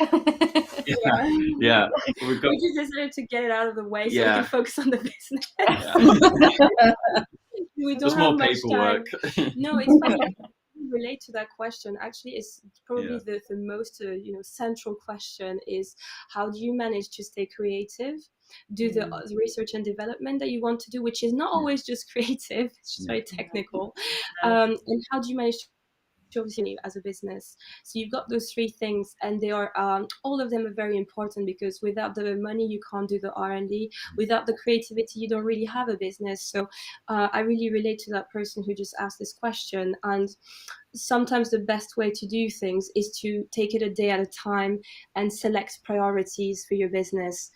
So almost having like a 5-year plan and then a 1-year plan, and then kind of trying to always having like a week plan or even a day plan in advance. So like, I'll spend 2 days a week doing this. Because there are some things that you might really want to do, but you're like, right now I don't have the mindset, I don't have the mental space to be doing it. And so is it really good for me to add another layer or another plate on my kind of like DJ set, trying to finish at the same time? Yeah, no, definitely. And I think as well, it's not as stressful when you have a passion and drive for it. Like me and Aurélie are really grateful every single day that we're actually doing this. Like we can keep doing this. Like people are paying us, and we can live off of this. And so every day we wake up, it's very much like, right, let's get on with this. I can't wait to do this today, and so on. And the admin, you're motivated. It's. I mean, we're so lucky to be in this position to be able to do what we're doing. So it's not something we ever take for granted. But definitely the admin side, the emails and things like that. It's eventually we'd hope to have somebody else to help manage that side of things. But for the time being, we do get a lot of queries, because obviously we're like one of the only studios that absolutely focus on mycelium in the UK. So But anyway, maybe there's another question. I don't want to. We do have another question. So Lorena, go ahead. Someone has asked, how long living is your organic lamp compared to the plastic one from IKEA, for example? That's a good example. Well, I would add a little caveat to that. How long are you going to keep that lamp from IKEA before you get rid of it? Yes. But that's really good chat. So I mean, like in terms of it depends on the application. If you're using it for like a light shade or something like that, then I mean, we've got bottles here which have gone through like thousands of hands of students that have been squished and pulled and grabbed, and it's still it's still intact, still doesn't really show. It's it's aged, but if it's properly still cared for. And also lamps are things that just hang from the ceiling in a dry environment, so it's completely fine.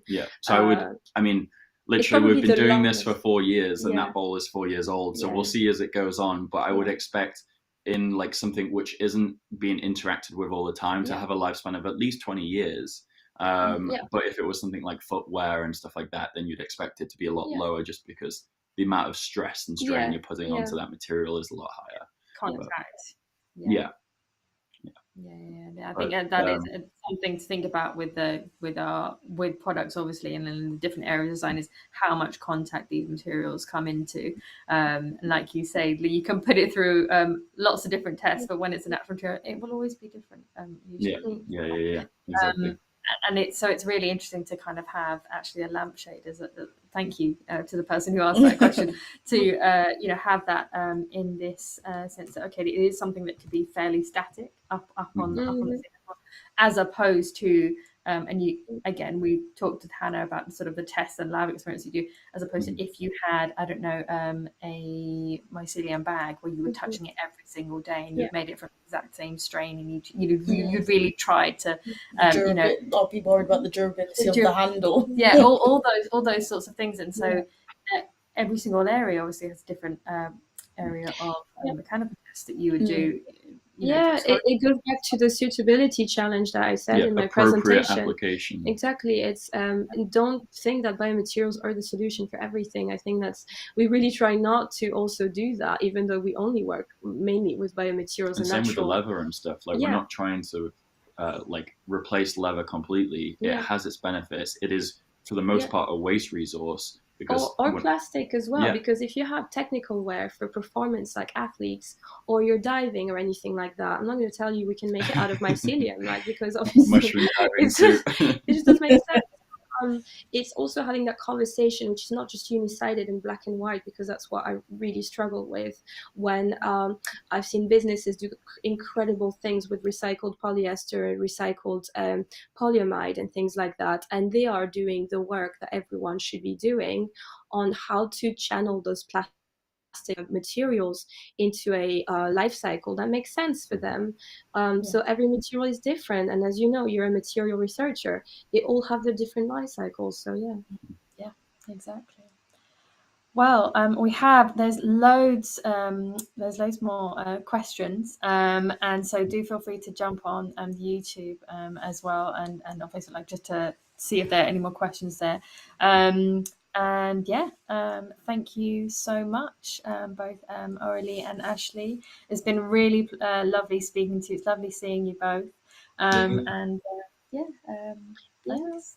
Thank you so much for having us. And we hope that was interesting for your audience as well. So interesting. We'll see like all of the comments on the chats come through saying, oh, what about this, what about that? So thank you so much, and good luck with the rest of the makers event as well. Thank you so much. Take care, guys. See you later. Bye. Bye.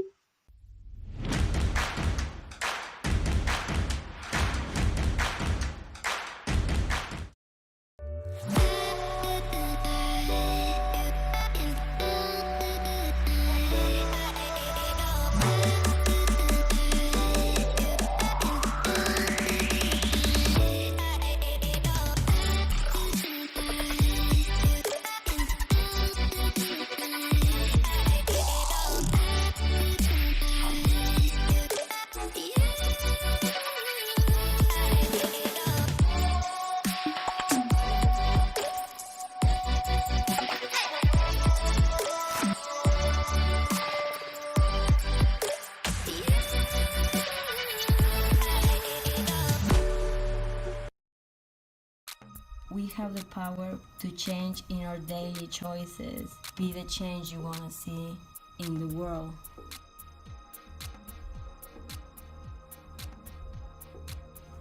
We need to make sure that we ask, where and how are these pieces made? Who made them? What are they really for? Do I really need it? Things will change because there's no other way. They have to change.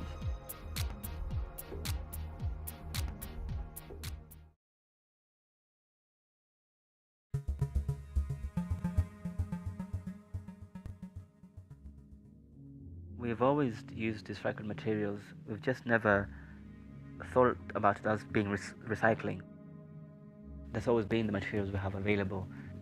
And many times when we've done collections, we've always gone to markets where you can buy secondhand clothing, secondhand materials, and in the end, it works fine because you can create something that's quite unique and interesting. We've been kind of brainwashed into buying the same things because that's the way capitalism works, and that's okay. But it's not okay. We should be individuals because we are individuals. No single person is the same. So if we buy a shirt or a jean or a trouser, we literally rip it apart, wash it, or we join the pieces together and we cut it into a new shape. So every piece we're making is unique. Every piece is very different. The challenge we have in East Africa, or generally in Africa, is the market is flooded with cheap-hand clothing that comes in from the West. It's an evil circle with the fast fashion. Consumers, they never think about where all this is ending up. It's ending up in a landfill, or it's ending up in Africa. Fast fashion has to address the issue of sustainability. It's destroying our economies, not only in fashion, but also in other industries. We need to protect our own industries if we want them to grow. I know my way of working is sustainable for me, and what I think is sustainable. I do believe there will be a few brands in the future who will revolutionize fashion, who will change the way we think about fashion. Things will change because there's no other way. They have to change.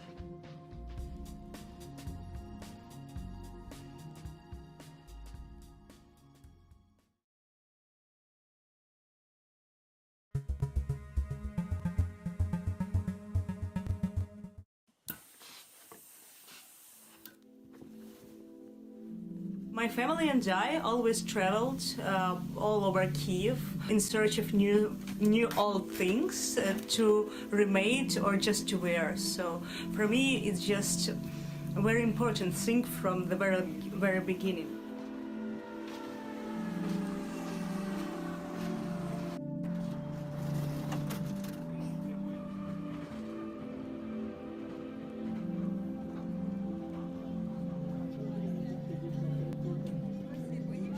I started making cut-to-size cutouts with materials found at second-hand markets. It gave me opportunity to find unique and cheap materials at the same time. It seemed like exciting endless game for me, collecting fabrics, curtains, tablecloths, and transforming them into one entire collection. We started the shirt project with Natasha Yusupova. We started to buy shirts all over the flea market, second-hand. We remade them into tops, into dresses. I loved this book from my early childhood. It's about Scandinavian fairy tales. I was in love with all the characters, and one guy who wore only upcycled things was my favorite one. Are you still living in an imaginary world? I think so. I think queer theme inspires me a lot because, and in Ukraine it's also a forbidden theme because we have a very traditional kind of thinking. I want to make sure that all world around me is just very artificial. I like the idea of living in a very isolated fairy tale world, and I want people to join me in this world.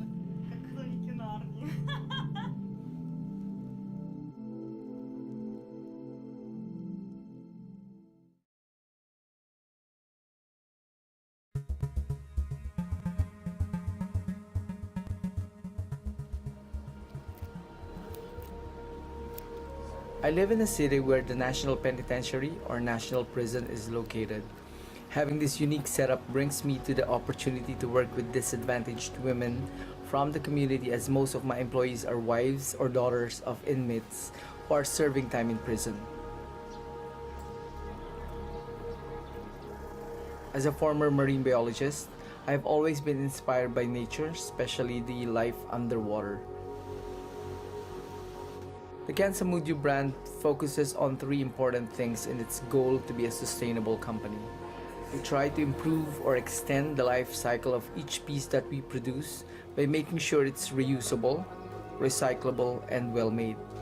We also try to lessen the environmental impacts of the hazardous effects of our production to the environment by using recycled plastic beads, upcycling of leather upholstery seats as backing for most of our jewelry, and using natural products such as shells that are byproducts of the food industry. We also try to improve the working conditions of our small team by giving them fair wages, medical benefits, insurance, and a good and healthy working environment. We believe that fashion companies, big or small, should start focusing on a more sustainable, conscious consumption. We need to make sure that we ask, where and how are these pieces made? Who made them? What are they really for? Do I really need it? These simple questions to self can lead to a more rewarding and sustainable future for fashion and for the environment and community as well.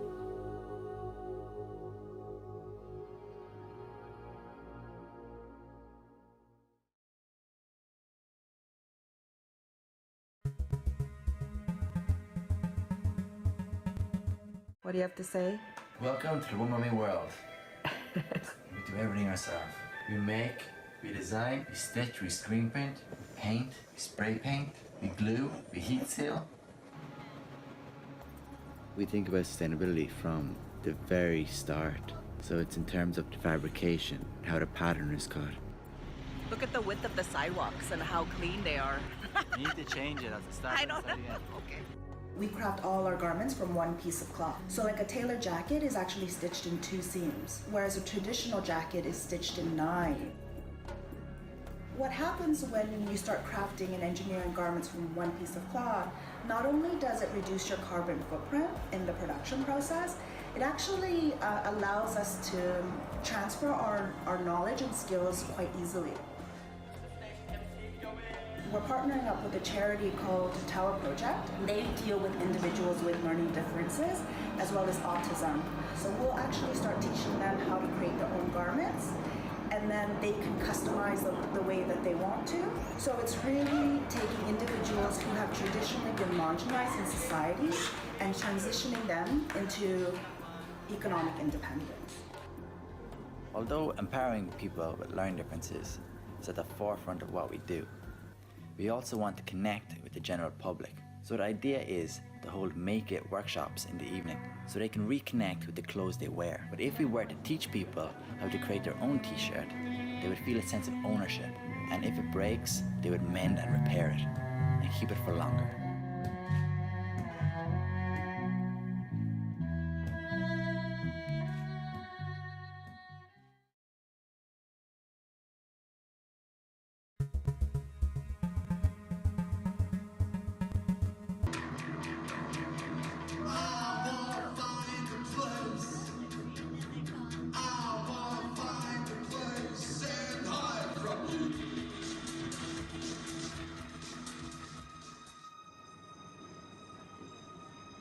I'm operating from an area that is very mixed. It used to be a demarcation line between old West Beirut and East Beirut. West Beirut used to be Muslim, East Beirut used to be Christian. It makes my location very interesting because I have a lot of people from both communities coming to the shop. I look at my designs as articles of clothes that are already out of fashion. They happen to be culturally and gender fluid to be as inclusive as possible. There's a lot of locality in this product. This is the secret of my business. Hi Joe! Fine. Okay, so we're starting to make the collection. As you can see, we have lots of natural fabrics, lots of cotton, fabrics that you don't see in the market anymore. I don't believe in stock. So I made a one size to be ready to be tried on, and then I customize on everybody's. So you would take it in? I would take in as much as I need. It's a kind of customizable ready to wear. So it's a bigger cost for us. It's a less profit, but it's still ethical profit, and at least you know that you don't have stock. I love that within the limits of my chaotic city and challenging country, I was able to create an ethical business and make a small difference every day.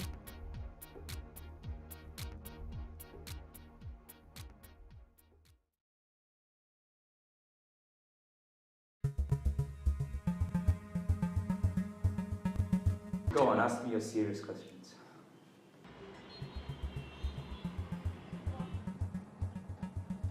We are Para, a social enterprise design studio based in Dhaka, Bangladesh. Dhaka is a city of many possibilities and impossibilities. It's a messy, active, culturally rich and dynamic city. We work with marginalized communities and aim to enhance their spaces and lives. We work across many disciplines with a key focus on social justice and the local impact of architectural design. Our ethos marries usually with those that have a root in human rights. This tends to mean that we work with artisans and craft projects. We never really know what the outcome will be as the project develops. It could be a garment or the beginning of a new space for the public. For example, the Bamboo Project, which is for a vulnerable urban children's charity's play space. We engaged with the students of architecture and the children to work together, and we made it open to the public and the neighborhood that's around that space. We made sure there was no fence barricading the playground from the local community. We immerse ourselves in our local community with the hope to bridge the developed and developing. We have a project coming up with women from garments workers, homeless women, and students. We learned through photography and film some of the craft making processes in order to understand how we would go on to design a craft center. For us, the best step for the future is to work with students with projects that can be built on the ground and ask questions about what we think the global landscape ought to be.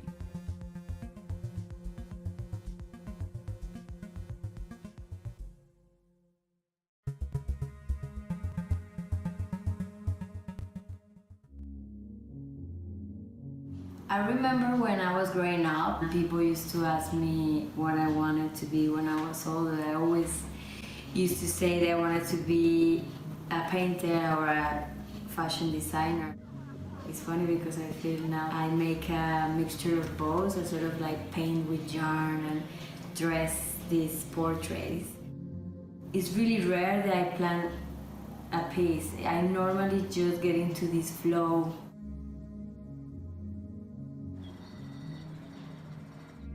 With some of my pieces, I want to point out all these different issues that I hear in the news, but we often don't see a face to it because we just hear statistics and numbers, and it becomes dehumanized. And by using color and patterns, I want to bring the humanity of these faces and or these stories and make people connect in a more emotional level.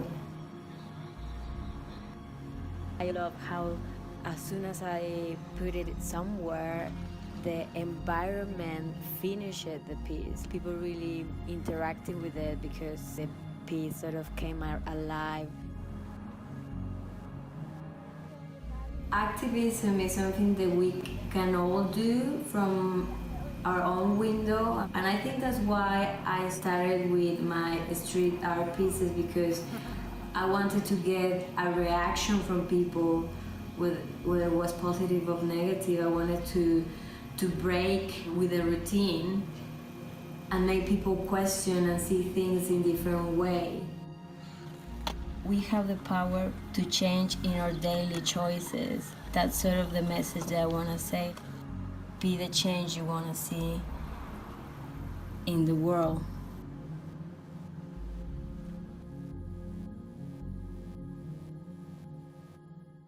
Hi, I'm Nikki Redova from South Africa. What I've created for Collab Now and Maputo Fast Forward is hair art that represents the past, present and the future.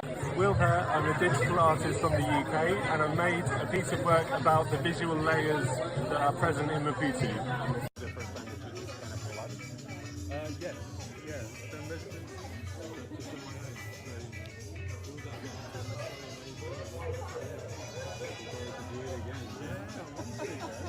Then you'll find new markets.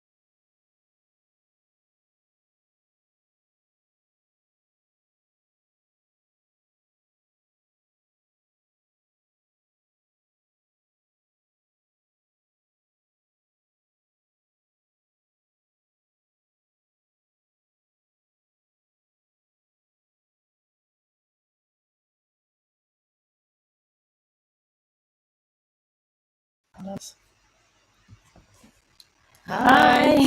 Hi everyone, welcome back. This afternoon we've got two more amazing speakers. We have Harris Elliott and we have Rosie Broadhead joining us. We just wanted to say thank you to everyone who joined this morning, who's been messaging in, who has been sending their questions on the chats. It's been really, really incredible. And thank you to our first two speakers, Hannah Elisabeth Jones, and to Osmose Studios, Aurélie Fontan and Ashley Branta. It's been really, really good to have the discussions with you all this morning. So well done, everyone. Thanks for joining again and coming back. So the next topics that we are discussing is really about community and material resources, and also innovating and kind of innovating unconventionally with materials as well. So Lorena's going to talk a little bit about those topics now, and then we'll introduce our next and third speaker. Okay, so this topic is about materials and sort of how we connect with different materials around the world and in our local community, which products we cover, which is considered wasted, and how we change how that changes both across societies and across time. What kind of communities are we supporting and building with our practices? Are they diverse enough for us and not our surroundings? Who does it include? And how can we say the roles and divisions of labour provide equal opportunities? Are these working environments safe? Are they being paid the living wage? What new skills exchanges are being supported, and how can we create positive impacts on our communities through materials and making? And we are going to discuss this with our next speaker, who is Harris Elliott, who is an amazing person. I'll just give a little bio of Harris. So he is a multidisciplinary artist, cultural curator and academic, with a very extensive portfolio working in fashion, music and art. Culture without compromise is his slogan, is his studio mantra, which we absolutely love. Hashtag, we absolutely love, use it. And basically it's a kind of statement really of an intent find through 20 years of inspired global working, with heavy emphasis in Japan and Jamaica as well. And Harris is a part-time senior lecturer in fashion and identity. In 2021, Harris launched the art-based collaborative conversation platform, Tings, which is an alter ego of his main studio expression, building upon nuanced African diaspora references through visuals and sound. So if you haven't been to the website yet, you have to go. You can hear it. It's incredible. As Tings is this repurposed language and ephemera, taking from the lead of oral tradition and the street market as the contextual muse. So welcome, Harris. Wow, thank you. Not sure what to say after that. So thank you for having me. Really pleased to be here. And hi to everybody who's watching. A bit more about myself: born and raised in London, and spent most of my working life in London, but spent a lot of time working, as Zoe said, in Japan. And so I my work is at the apex of where Japanese sensibilities and Jamaican attitude kind of converge, and so many international practices, both local and global, kind of fit into the way that I work. And so it's really good to be able to be here speaking on this platform to people from a broad base. And the UK as well. Actually, we've got a lot of people tuning in from here. We're getting messages left, right, and centre from different platforms, and it's like, oh, I've seen you on this, and it's we're joining in from here, or I'm just down the road. So it's really great. It's really great to have everyone joining us today. We've got a presentation and we've got your video. So I actually wondered, Harris, which one what you prefer to. Probably the presentations. It's probably slightly easier because the video might kind of run on its own. at his own You pace. can Yeah. share it afterwards, yeah. So I'll just let you know when we need to click. In 2000, I think it was about 4 years ago, I was driving home down the Old Kent Road, which is South London, for those of you who are not from London. And I stopped at the traffic lights and I turned to the right, and there was a letting agency, and the first T of the word letting was missing, and it said Tings. And I just thought it was amazing. I quickly grabbed around for my phone because while I was at the traffic light, took a picture of it. And I just knew at some point I'd want to use that phrase or that term because it conjured up so many different ideas in my mind, in terms of the idea that the word le means that in French, things as a Jamaican euphemism for stuff or whatever you want it to be. The idea that trying to bring different types of language together and bring different elements of culture together under this one banner. Segue back to 10, 12 years ago, I had a luxury hand quilted brand where we made luxury leather goods, which we made in London, and was really successful. We sold at Dover Street Market, Harvey Nichols, and similar retailers around the world. And then in 2011, we had a bit of a big production issue, and which essentially floored me and those that I was working with because we weren't able to pick ourselves back up from it. But what I vowed to do at that point was, if I ever get back into making, it would never be for the sake of just building a brand for creating product's sake, because unless you have a really big infrastructure and a huge team around you, and sometimes even if you still do, when things go wrong, it's really hard for you to be able to weather those storms. And so that was always in the back of my mind. I knew I'd want to create new things again, but it could never just be for the sake of it. And so that's how the whole idea of seeing this term Tings, not really knowing what I was going to do with it, but it reminded me of Jamaican culture, in the sense that very few people within who are born or from Jamaica ever get called by the name that they were born with. Everyone always finds a nickname. There's always a new reference to what you look like, something that you did from when you were a baby or whatever point. And just the idea that language is very fluid, and the importance of actually being able to take those references from that culture to be able to tell new stories and to reimagine stories that you weren't necessarily able to share in other ways. And so that's how those thought processes, along with that trip down the Old Kent Road, is how the Tings was born. If we go to the next slide and press play. Black astronaut, commission control, fusing creativity and science. Gasson, you see the people don't know about the Tings. The Tings is when you come in from St. Lucia, Gasson, you have the rice and you have the peas and everything, then you're making sure that the Tings taste nice, Gasson. Because when you put in the Tings in the bag, Gasson, then you're making nice things. Because when you put it on the bag and you're making clothing for yourself, Gasson, you know how creative that is? When you're making clothing for everybody, Gasson, you know that thing there, that style, you know you can have your food, but you cannot throw away style.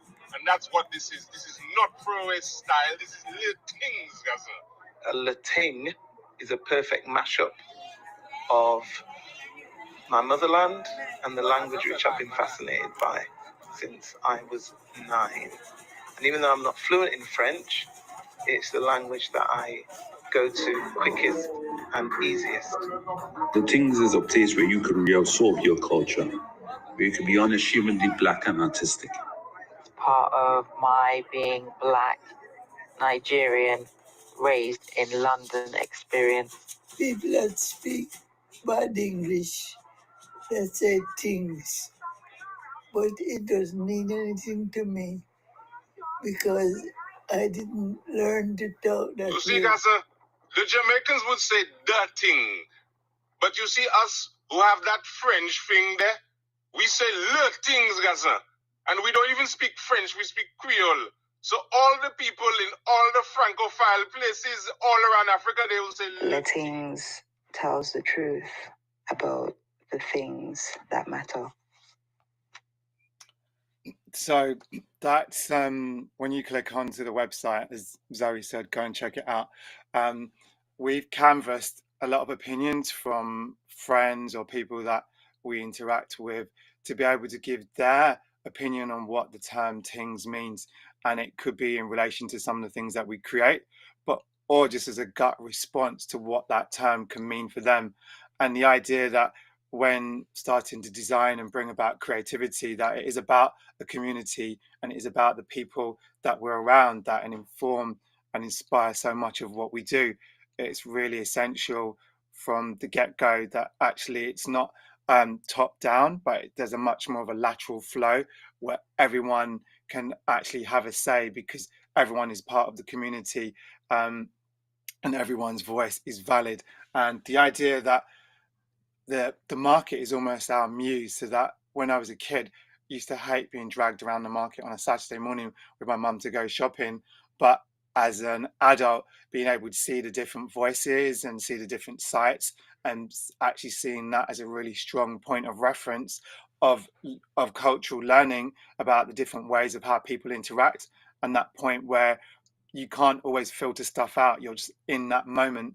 So the whole site, the whole way we communicate and the way we present is very much multi-layered, with sound and visual taking place at the same time, but very much about many multiple voices really contributing to what we do and what it is that we want, is what it is that we want to say and the questions that we want to ask.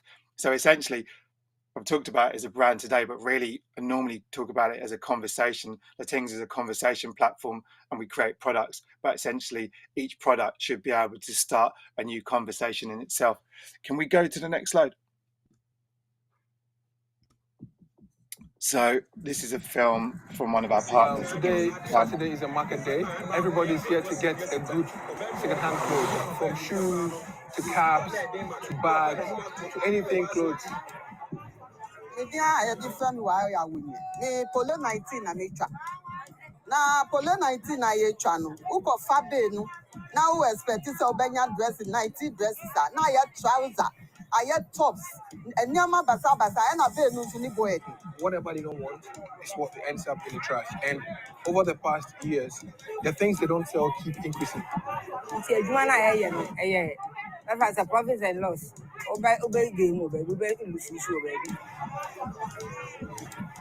Doesn't have customers for this, so she's gonna release it for very cheap. So this gives us an opportunity to upcycle it. So we're going to take this into our workspace and then we'll do some magic with it.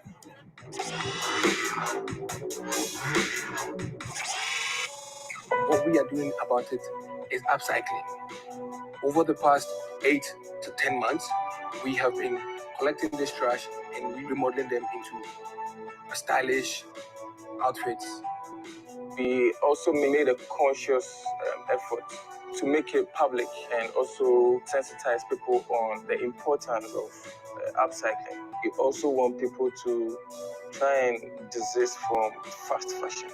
Don't just be buying things you don't really need. We need to make upcycling a trend, and we need to make upcycling the new cool thing in fashion. Basically, the revival is a movement whose main aim is to sensitize people about textile waste and showing them like our creative means of adding our voice to this global discussion.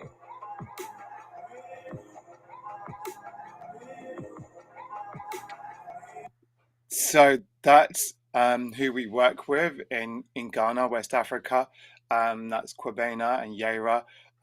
They run the revival, and so over the past 4 or 5 years, they've been going into Kantamanto market, which is one of the largest second-hand markets in the world, where the global north ships an awful lot of our discarded waste, or even things that go to charity, will end up on the shores of Accra and end up in Kantamanto market.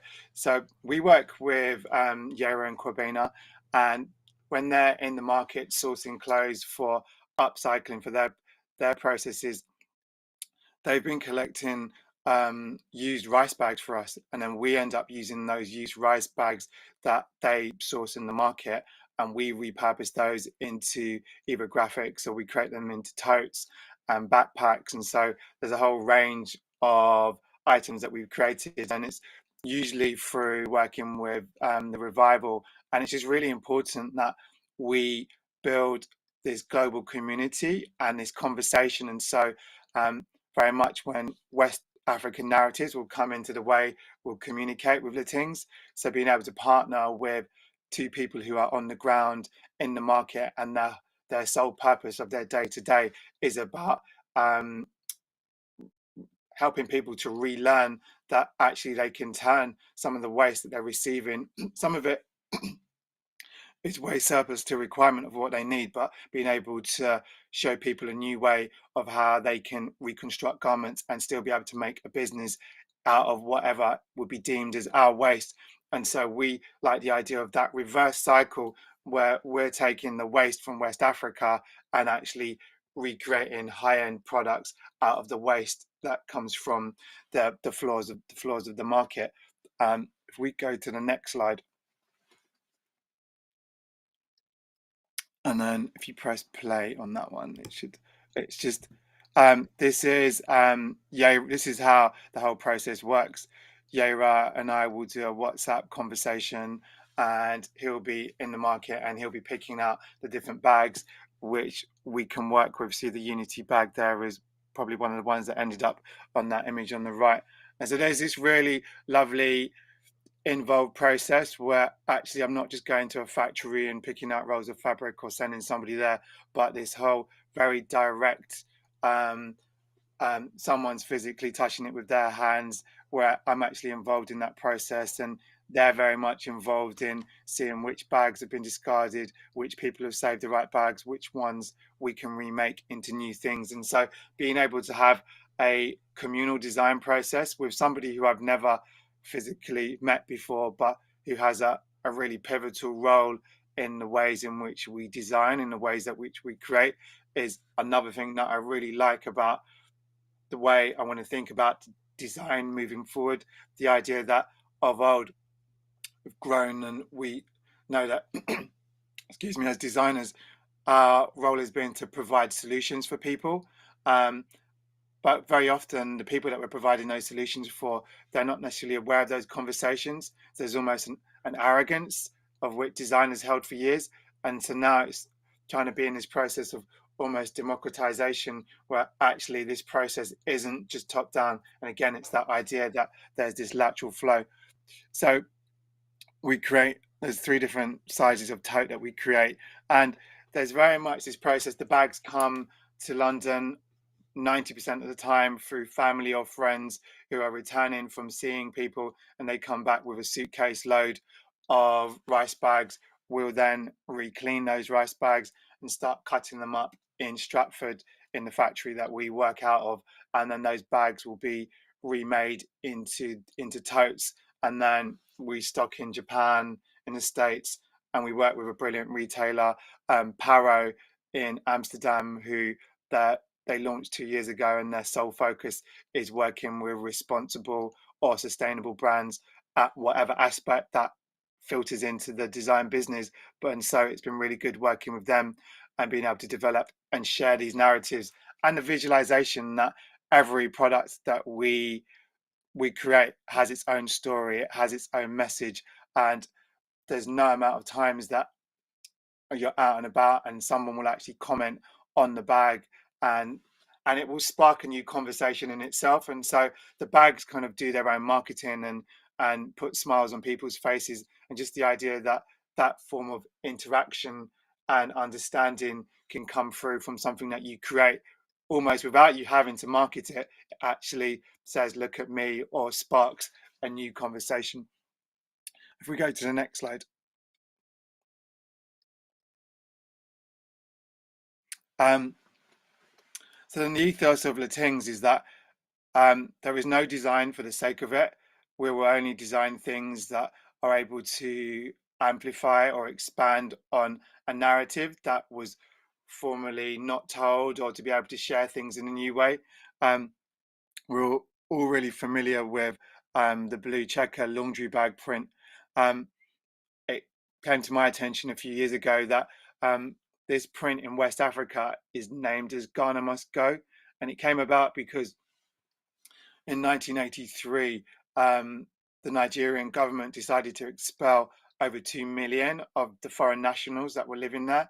And overnight, practically over a million Ghanaians had to pack up all of their goods and exit the country.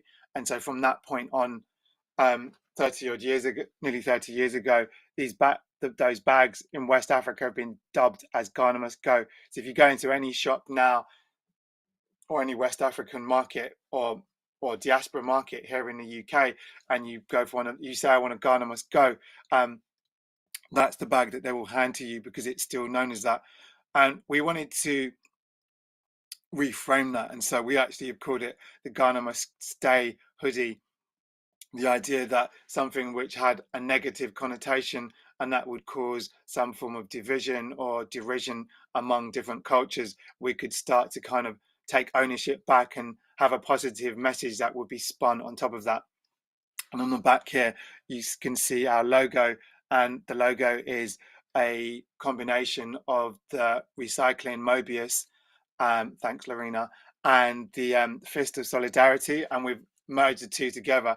And the idea that Tings stands for sustainability of culture. And so whenever we do something, it will refer to something either throwaway, something poignant, something that makes you smile, but it links back to the culture in one way or another. There's never ever going to be a case that actually we're just going to make something just because we want to sell. We want to be able to communicate a story. We want to be able to start conversations within the diaspora and also with everyone who aren't part of the diaspora, because these are all really important stories which otherwise go untold and uncelebrated or unshared. Next slide, please. And so we recently launched our online store, which we've called the Black Market.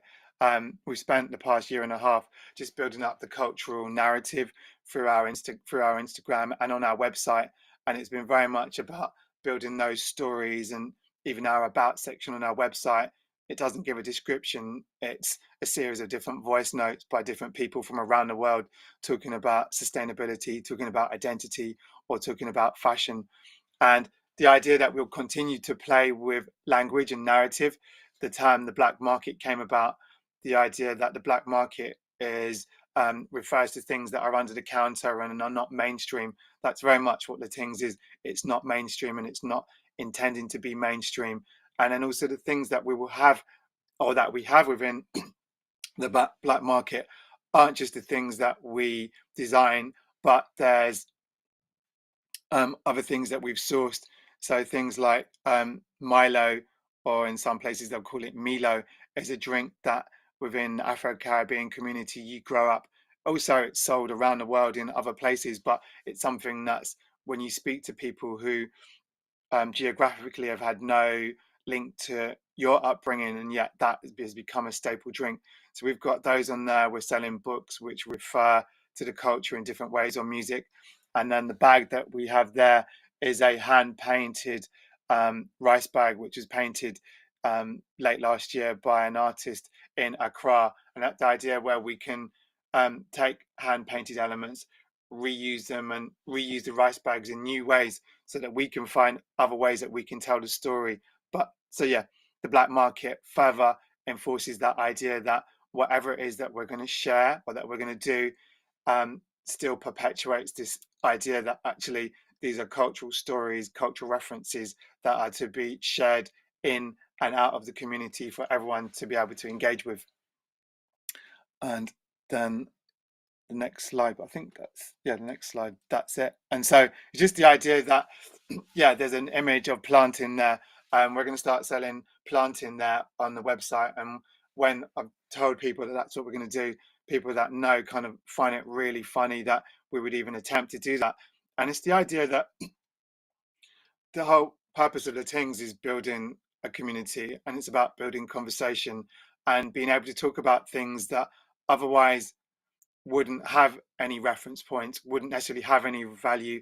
The idea that when I grew up, a lot of the references around me weren't necessarily valued or upheld in a way, and the way that we would go to the market, or the things that we would actually discard. But actually, how do we now put value on those things that were so formative and so integral to our upbringing and our nurture? But then actually, how can we put some of those things and some of those stories which will make people smile or bring about even heavy political things, but presented in a way which allows everyone to be part of the debate? Thank you. Wow, thank you so much, Harris. I mean, I'm like awash with so many questions. We have a lot of notes. We have a lot of notes, which you'll be pleased. Okay, that's good. Yeah, and no, it's I think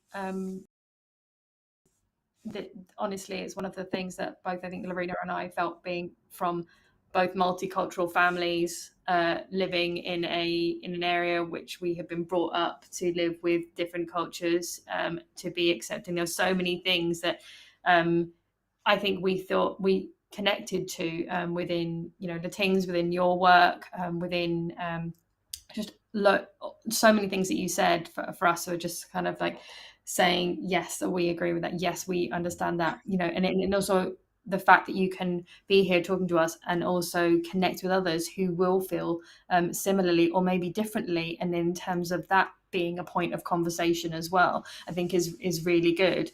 One of the things that I think we then really picked up was the fact that you mentioned that all voices are valid, and everyone's voices are valid here. And I think that that's, again, one of the reasons that we wanted to invite you in, because it has to be a discussion when talking about material resources, when talking about making, who is making, where are we getting these resources from?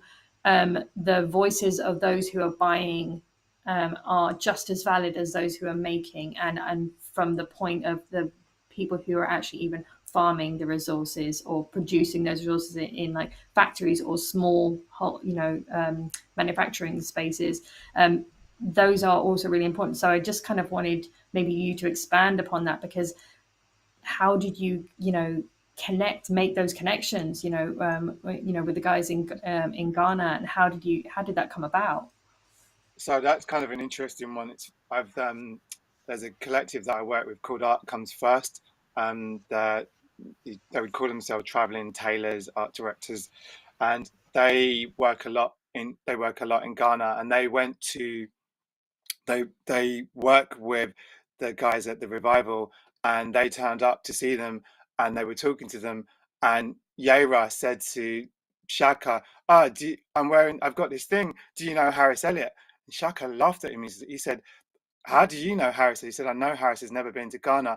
And so somehow Yera had bought something that I designed years ago, or he was given something, and he then was telling really good friends of mine, or mutual friends that we had, and when I was starting to ask different friends that were traveling to the continent a few years ago if they could start looking for rice bags for me, Shaka was the one who said, the person that you need to work with is Yera, because Yera works in Cantonmanta Market, finding secondhand garments and upcycles them. So he will be your person.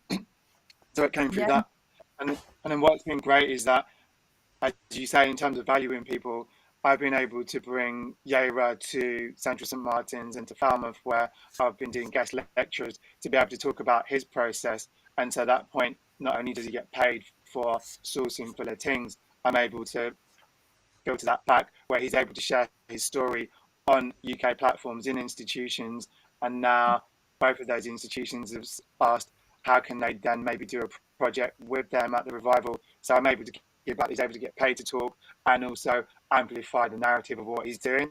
And that, for me, just makes me feel really good that I'm able to genuinely be able to support, not just talk about doing something for the community, but actually I can actually see how that can happen. Yeah. I mean, you had a question on sort of refining, that sort of like the refining of the marketplace we were just discussing. Oh yeah, when he was talking about when your collaborators go through the marketplace, we started chatting about, you know, our local market and how it's been, you know, remixed and remade into something totally new. I mean, it's not there anymore, but the Lewisham market where we used to go and get our patties on the side, and I used to go and get my R&B and hip hop CDs in the little shop, and now it's like model market. Yeah, it's been remade, and the fact that we were just saying how it's sort of, a lot of things have been sterilized in our local like cultures. So what the markets that are existing, and I'm sure everyone will feel this, you know, joining in, is that some places still get these, you know, markets where you go and get everything, but they have become merged much more into the high street, and the high street's merged, you know, much as it feels a bit more sterilized. But do you think that's, like we were talking about, how it might have, you know, an effect on the sourcing of the materials, and then how obviously you're sharing, you know, materials and sharing culture, really sharing what you're interested in, and what you thought about that in terms of its sort of sterilized. I mean, it's so the whole kind of the idea of gentrification can often leave me cold. I mean, there are obvious benefits at certain points, but usually the casualties are those indigenous markets who are, or those market traders who grew up with those narratives and that way of being. And often people will move into areas and set up bars and clubs and restaurants in areas because of the vibe that's there, but then prices then go up, and then they then end up squeezing out what actually made it really interesting. And those people who were there were never doing it to be interesting, they were just being themselves.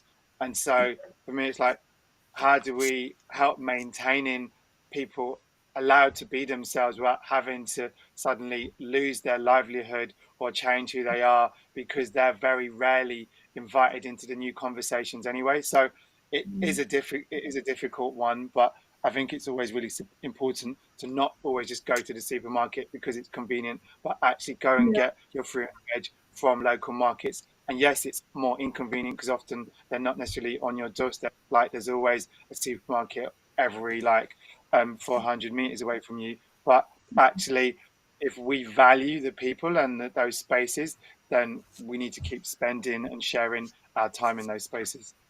Yeah, and I think that then obviously, because something that Hannah mentioned earlier was the sort of you know, finding the local resources, and you know, these are you know, things that we can like search around for in our local area, you know, like sort of in a foraging way. That she used that in her practice. And then Aurélie and Ashley were talking more about how they, in their material and their natural material research, they've kind of labeled it as if the material is edible. And so for me, it's really interesting that if you've got a connection to what you're eating and what you are buying to put in your body, also that connection as to what you're putting on your body and who you're buying from is just as, you know, it's just as important. It needs to be kind of made more aware of it. And I feel like that's really coming through with, you know, what you're doing with the Tings, because of where your materials are coming from, but just also what the material's previous purpose was. And I think that for sure. And it's that point that it's been in somebody's home, and then they've not found a use for it, but actually we can find a use for it. And I think it comes down to honesty. It's just the idea that if we meet people, that idea that if someone's just giving you this jargon and spiel, and they're like just talking at you in terms of whatever it might be, whereas that point where someone's almost a little bit vulnerable or giving something of themselves, that's the point often that I find that we're able to connect with people, because there's a bit more of the humanity rather than them just giving you some form of stock phrase kind of spiel. So for me, it's how we can maintain an integrity and an honesty, and the more we're able to be honest with our materials, that's what others can identify with, and also I think other people can feel that spirit and that honesty, and you're not being just marketed to for the sake of selling more products. And food's always really important to us as well. Just want to show actually our swing tag is we have these wooden spoons, and so it's that point that I love Did that. I say that- No, Oh, no, no. okay. So that, yeah, whenever we send products, whenever we send the things that we make out, actually that's our swing tag, and it's the idea that it's a reminder that the origins were rice, or it's about breaking bread and coming together, and just kind of something that people will keep and actually just make them smile. So you know, when you see like stickers everywhere, like Yeah, on yeah. lampposts and stuff, Yeah. you'll soon see spoons everywhere. Well, I mean, you know, they're wooden, right? So they're.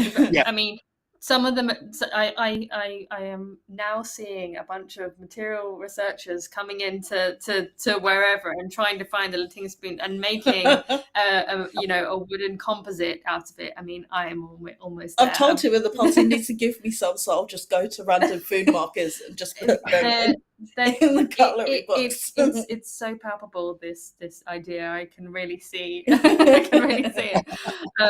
No, but I think that's so good. I mean, that's what it is. I mean, this whole concept of, you know, breaking bread, of community, of like bringing us together. That's, I feel, also what we really wanted from the event, is that we did want people to be able to come and talk, like to share their, you know, in a way, I would love to just people now to like share their, like, you know, market experiences or what they first bought in the market. Actually, that's a good question. What was one of the first things that you bought from the market that you can remember, or something that really drew your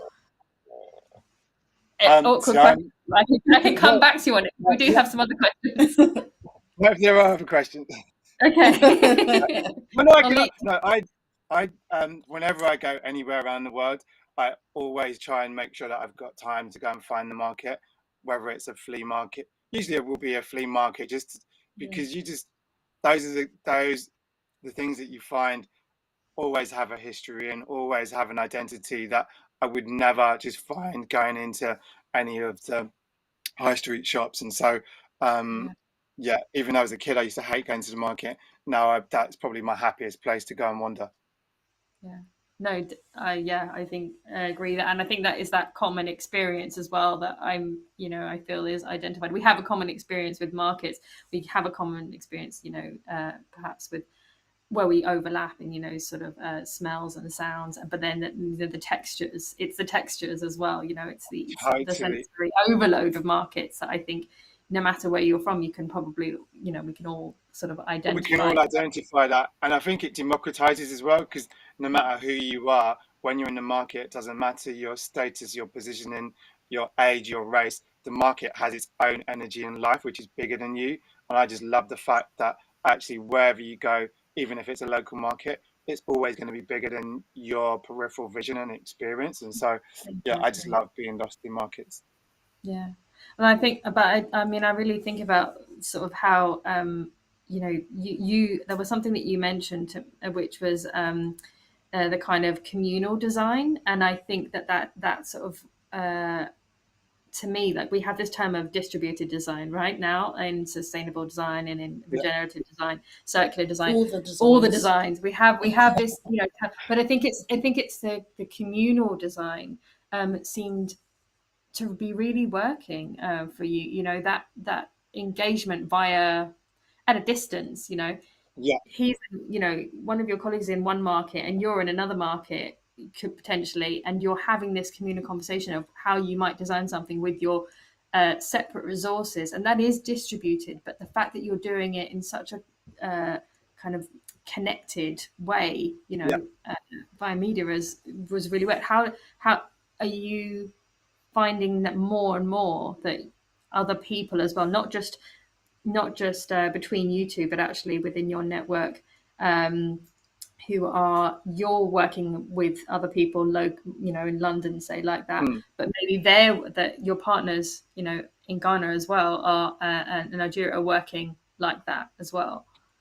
Yeah, definitely, and it came about because for them, I know through people like said, Art Comes First, who travelled there, and so they're able to then take inspiration and influence from people who come with their own stories and their own journeys and their learned experiences, and it's that exchange where people entering into their territory can share stories, and the idea that there's this total, either you passed on the baton or you're this kind of idea that you're sharing something together, so those people leave with something that they didn't have, and and then something is also left there, and so it's almost like a breadcrumb trail that's kind of actually able to be passed on and shared. So but no, I'm definitely inspired by designers like Marie Luda here, who Marie's whole process is very much about who those that she designs for actually have a say on where placement and where things happen, not just patches, but actually the configuration of the designs. And so I just think as we move forward that the idea that we need to we know that we will need to work together anyway. And so if all of us decide that we all just got to do our own thing, all we're doing is repeating the model but calling it sustainable, but really we're just kind of perpetuating our egos. So if we're not in a place where actually we're building, from my perspective anyway, building communities that we work with to be able to support one another so that we also all grow together. So therefore, if one of you is not doing so well, you're able to share, pool resources and uphold each other, rather than, oh, actually, I've had problems, that's it, game over. But actually together, we're much stronger. I mean, I don't know about you, but to me, that sounds like like mycelial network. It sounds like nature. It sounds like just that communication that we do. It's biomimicry. It's just nature. It's how we need to live. We do. Nature does that in itself sometimes. It will. We will separate. A tree will be planted a little bit further away, but it will still have a connection. To where the original seeds came from.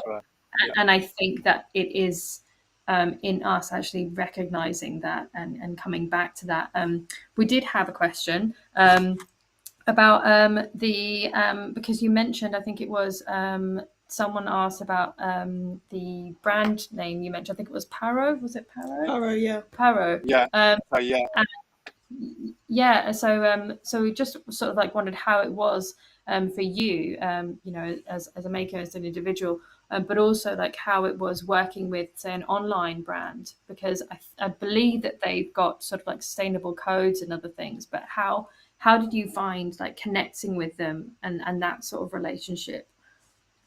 So I was recommended by a good friend of mine called Dio, who is a founder member of this company called the Bear Scouts. And the Bear Scouts, their sole business is responsible manufacturing. They work with over 1,200 manufacturers around the world, and predominantly in fashion. And through that network, it's about encouraging more and more brands, from small to the huge, big Paris conglomerates or divisions within those big conglomerates, to be able to have divisions which have more sustainable workings. And so the Bear Scouts are based in Amsterdam, Paro also based in Amsterdam. And so that's how the introduction came.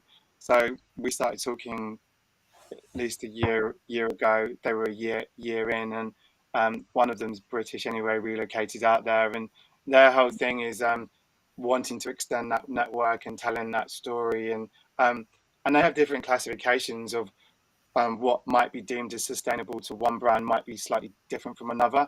And of course that term sustainable is a bit of an odd word, which we all know anyway, because it's often been used to greenwash different things. And so but Paro are very clear that everything that they present on their site doesn't. So they'll sell the Tings bags because of our processes, but maybe our sweatshirts, which we had produced in Turkey, which the Ghana Must Stay hoodies with that print, they won't sell those because those weren't created fully sustainably. And we're not claiming to be that anyway. For me, it's about the sustainability of culture and cultural values.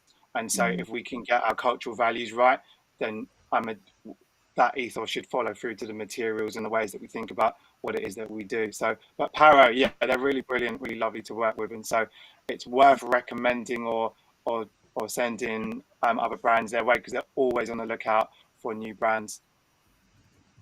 I'll have a look. Great.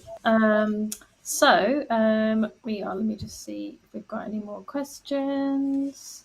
Have a tiny bit more time left. Is there anything else you wanted to add on to, like your experience as a son? Because obviously you're an educator as well. Yeah. But how are you finding that? Like, I guess I touched on it a little bit earlier on, the idea that when I was launching the Tings, the idea around it would be that the values around what this new project would need to have had to be about had to have different metrics to just the sake of like creating a brand and selling product.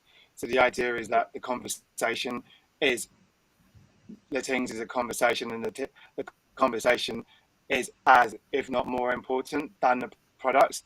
And the point where that balance suddenly shifts and becomes something else, then that's where it starts to change. And I think that becomes the harder thing, in the sense that if people set out brands and that's their solely income stream, for them to work through that, the ways in which you will run your business might change. But the Tings was started out as a conversation, and so the idea that it can maintain the purity of that conversation, because I'm not dependent on what we make as the Tings to be what pays my bills, even though I want it to be built into a bigger structure where it is generating higher income streams. But actually the ability to be able to have dialogue and to be able to have a forum is really important, especially when it's sharing things that otherwise would often be undervalued or not talked about. Or so and then the idea of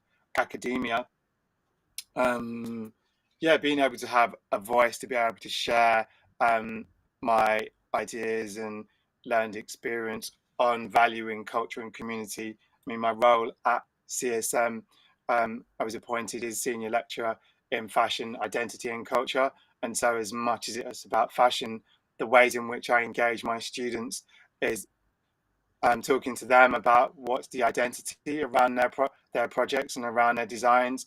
Other tutors can talk to them about pattern cutting and silhouettes and shapes. And I could do that as well. And I do that integral to the way that I share, but it's very much about what's behind it, what's driving this, where does it come from, where did that come from, why is that relevant? Or actually, we can't design for the sake of designing anymore. We need to be way more mindful about the ways in which we as designers communicate, than to the idea of just maybe being a bit more frivolous or just doing things for the sake of it. We don't need any more product, we don't need any more stuff. So and that doesn't mean that we shouldn't design anymore, but whatever we do design has to have a purpose. And that's not to say that purpose can't be fun and playful and engaging, but actually just designing because I felt like it, because then you often as a designer have less attachment or connection to it anyway. And if you're not going to have that attachment and connection, why the hell is anybody else coming to it going to feel anything if that spirit's not in there? So for me, it's very much about the intention needs to be at the heart and root of what we design. And we just need to be really mindful about what we put out and why we put it out, in order to be able to have bigger debates about what it is that we do. Yeah, I couldn't have like said it like any better. I think we've got we've got a question comment which says it's saying how I think sharing how we work with communities and different countries is super important, and then also sharing your video call to choose rice bags in Ghana was really great, because how do we I think for me, I was just like, I kind of want one of those like over painted rice bags, or maybe I want to make one myself. I don't know. I've got maybe both. But I think that I think it's really important to have those kind of like recognizable points, and really important to make those, like have our items as conversation starters. So important. If how I feel about the bags. Like so. it's I love it. I'm obsessed with them.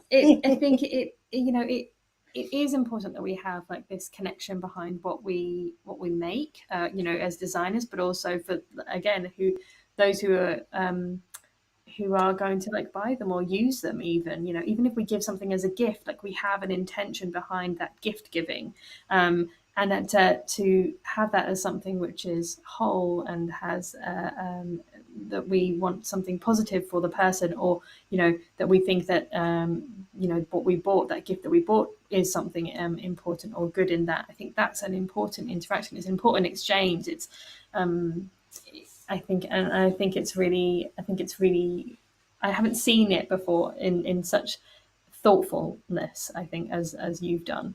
That's what I'm trying to say. I think often it's because there's often been trends over the years where people have shown the behind the scenes, the making process, but very often those processes have been very much almost extra marketing tools. So I'm doing it because I know that people are going to be into the stories about why I've made it.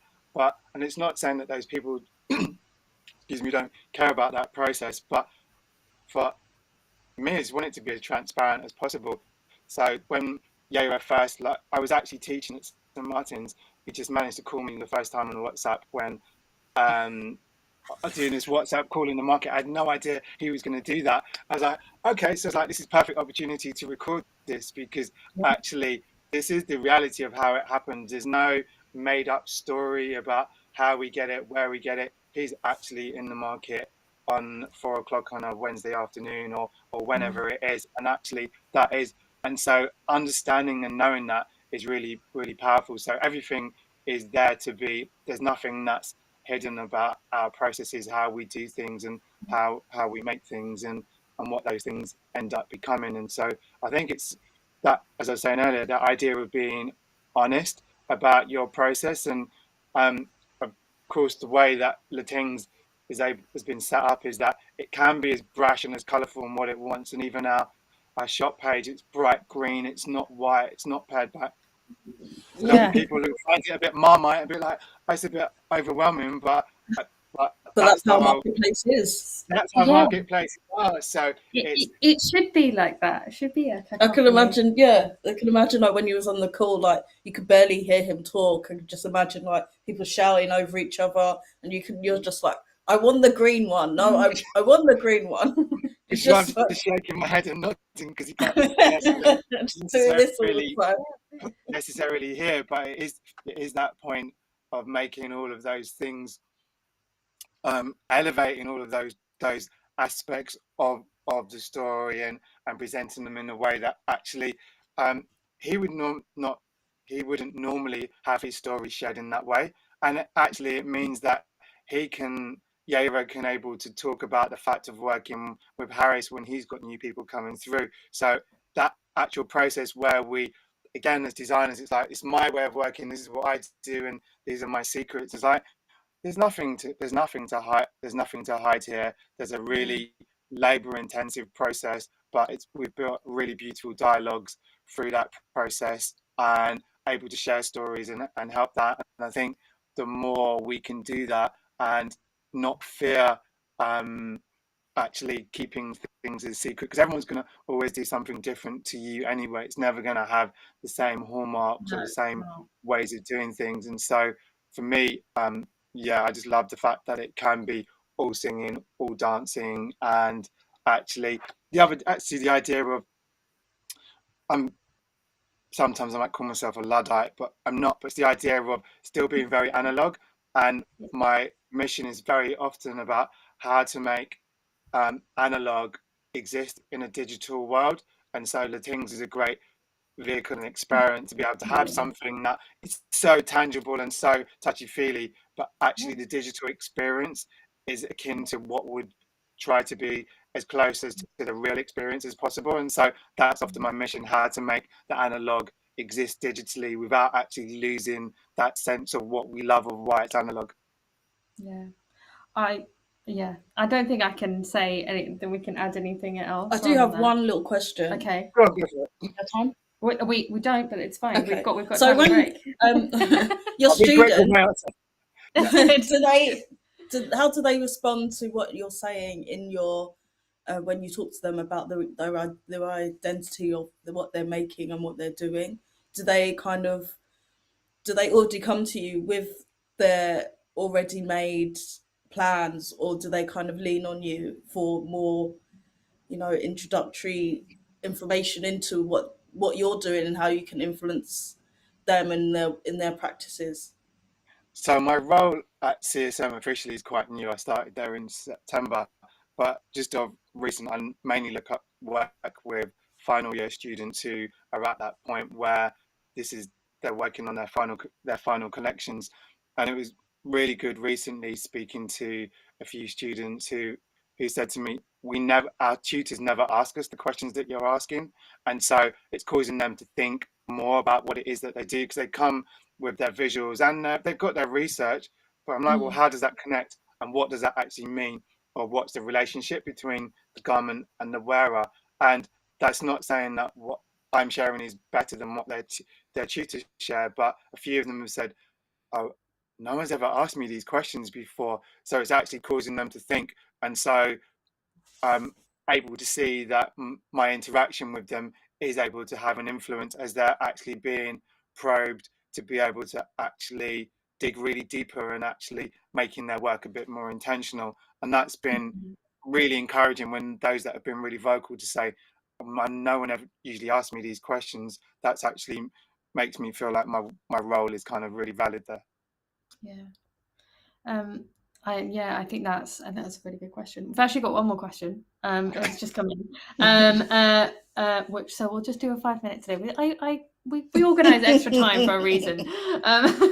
Like people like me. Yeah. So a question from Bettina is, what do you think are the limits of this type of business, in brackets, if there is any? I honestly don't think there are.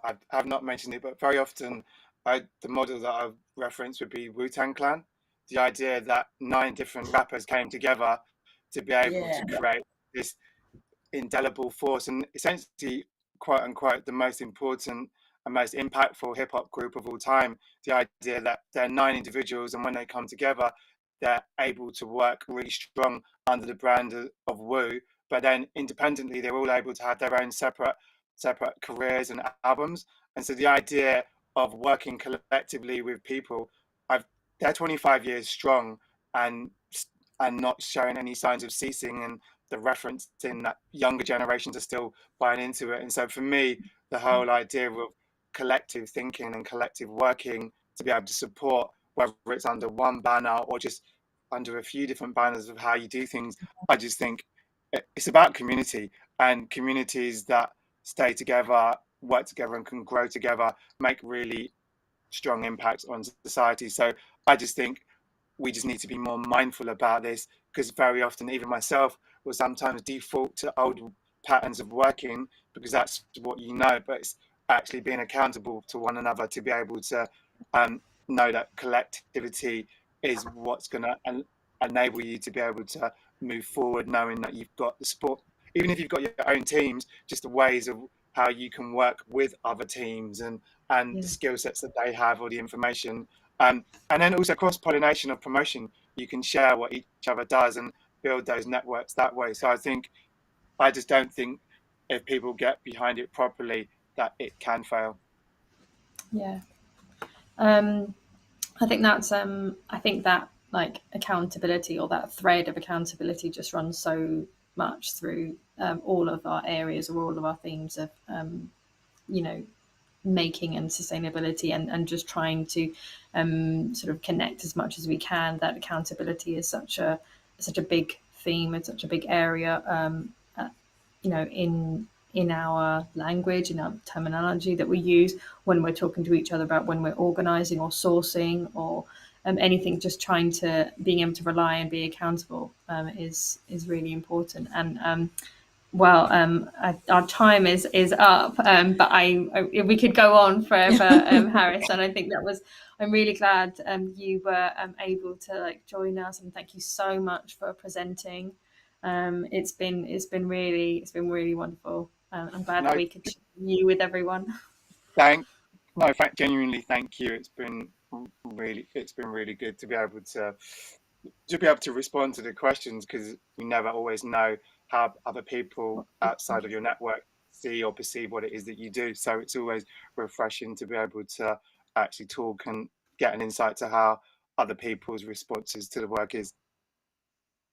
Yeah, definitely. Oh, cool. Thank you. Take care. Thank you for having me. And I'm gonna speak to you later. Bye. See you later. Bye. Bye. Bye.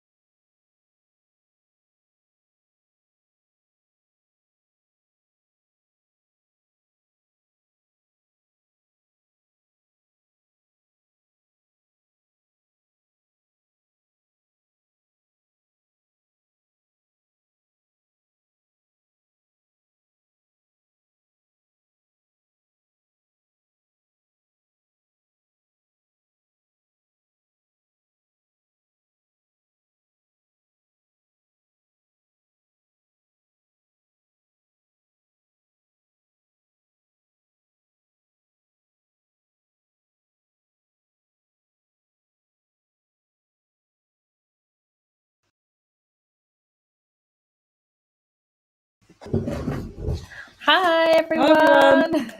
Welcome back. We just want to say, big thank you for still sticking with us. Harris, Elliott was incredible, and if you will have the chance to also watch back our first two speakers, so Hannah Elisabeth Jones and Aurélie, Fontan and Ashley Granter as Osmose Studios. So please do have a look back. We are going to just introduce our sort of final theme for the day, which is innovating unconventionally and new research. So that is a topic that we are currently seeing more of, with STEM and STEAM education firmly in place in our minds in global education systems. The connection between science and design is blossoming vividly, and we are here for it. We love it. We love it. We do love it. Rosie, who is our next speaker, is definitely firmly in the new research. Hi, Rosie. Lovely to see you. Hi. Lovely to see Where are you. you? Where are you joining us from today? Because I couldn't remember. From Brussels, yeah. From Brussels today. So welcome, and also to anyone else joining in from everywhere else. So I'll just do read a little bit bio about you, and then we can get underway with your presentation. So Rosie Broadhead is a apparel designer and researcher specialising in biomaterials in the fashion industry. She's the founder of therapeutic clothing brand Skin Series and textile scientist at Ghent University. Her research focuses on the skin microbiome and probiotic therapy as a solution for antibacterial finishes. In the textile using technology that works in synergy with the body. Rosie is a graduate of Central St Martin's MA Material Futures course and has a background as designer and head of sustainability at sportswear brand Perfect Moment and Rafa. Thank you, Rosie. I mean, really excited to see your presentation and have a chat about it afterwards. Yeah, so am I sharing my screen? Oh yeah, you got it. Okay, so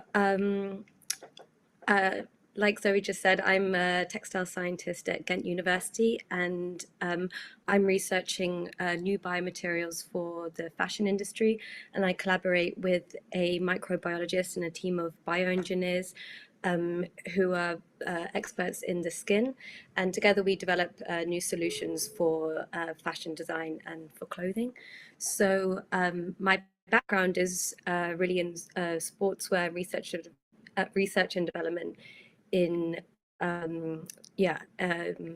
for designing materials for athletes, and the focus there was on comfort, speed and durability. So this is where sort of my interest lied in how to sort of change a material and how you can influence a material and what that would impact, how that would impact the body. So really now I look at what is present on the body already, and what a lot of these new innovations in sportswear and textile design are relatively new, and however our own biology has existed throughout time. So I really focus on what already exists and how that can influence clothing design. So could you go to the next slide? Okay, so really we live in symbiosis with many other organisms, and only about half the cells in our body contain the human genome. And with this in mind, we live in a symbiotic relationship with other microbes, and our cells closely interact with bacterial, fungal, and viral cells in our body. And this understanding that we live with these trillions of microorganisms changes the way we think about the self and our identity. And I really love this work on the right of Sonia Boumel. And she is an artist that looks or sort of questions where the body ends and the environment starts. And she used or grew her own microbes on a human-sized Petri dish. And this, like, as you can see, is very beautiful, but she was really sort of wanted to question or expand on the idea that we sort of rely on these other organisms as well, and it's not just us and our own cells. So could you go to the next slide? And so my focus is on the skin microbiome, and there's also the skin microbiome is home to trillions of microorganisms as well, and this relationship between host and microbe is typically beneficial, but the symbiotic nature can change if there is if the ecosystem becomes disbalanced. So the bacterial community composition on the skin is closely related to the health of the human body, and not only this is there's different microbial compositions on your scalp, for example, in comparison to your foot microbiome. So how you might treat or diagnose a health-related problem to the foot would be entirely different to the scalp. Could you go to the next slide? So with this understanding of that our bodies are influenced by what is on our skin, I was concerned about these toxic chemicals on clothing, which is often used in the sportswear and fashion industry that contain, for example, waterproof finishes. They contain fluorocarbons, which are highly toxic to the body and the environment, and antibacterial finishes, which will essentially kill all of the bacteria on your skin, and this can lead to more the overgrowth of more pathogenic strains, and can lead to more of a dysbiosis in the this sort of ecology, this bacterial ecology that keeps maintains the health of our skin also. So with that in mind, I was looking at what sort of already exists on the body and how we can use that to add function to textiles rather than using these relatively new,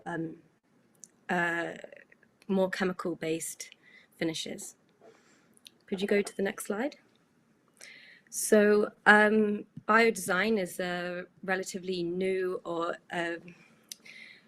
sort of innovation that focuses on the crossover between art, design, and science, and a potential solution for climate change.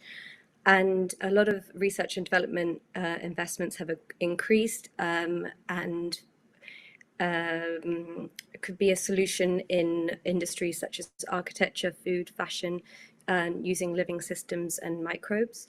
So although I like this graph by Biofabricate because they really analyze and define what it means, what biodesign or biomaterials mean. And a biomaterial could be something like a cotton or a so a natural fiber, or using biomass, for example. But could you go to the next slide? Biofabricated material really means looking at microbial fermentation, which is an interesting feature for the textiles and fashion industry. And it's really looking at living cells and microorganisms like bacteria, yeast, and mycelium. And companies such as Bolt Threads, Fiber are exploring ideas like grown design and developing bacterial cellulose, mycelium, or synthetic spider silk that could be a future for the fashion industry. So a lot of these sort of new developments are in the research and development stages, but others are emerging on the market already. I saw that the latest Balenciaga show, for example, was using mycelium fabric for a coat. So these are starting to emerge in fashion already. Could you go to the next slide? So for me, I'm looking at the bacteria that exists already on the body, and how you can manipulate the skin microbiome for the better using skin commensal microbes. So the next slide. And I collaborate with a microbiologist called Dr. Chris Calwer, and he's a skin expert at Ghent University. and he's a long-term collaborator, and he discovered how you could basically manipulate the skin microbiome by adding healthy microbes. So one of a famous experiment that he did was with two twins, where one twin had body odor and the other one didn't, and he essentially isolated certain skin microbes from the twin without body odor and applied it to the twin which did, and this healthy bacteria was able to colonize and therefore cure this the body odor that this twin had. So it's sort of looking at how you can manipulate the skin microbiome through what you add, and these external factors like textiles are do influence the body and our biology that lives on it. And the next slide.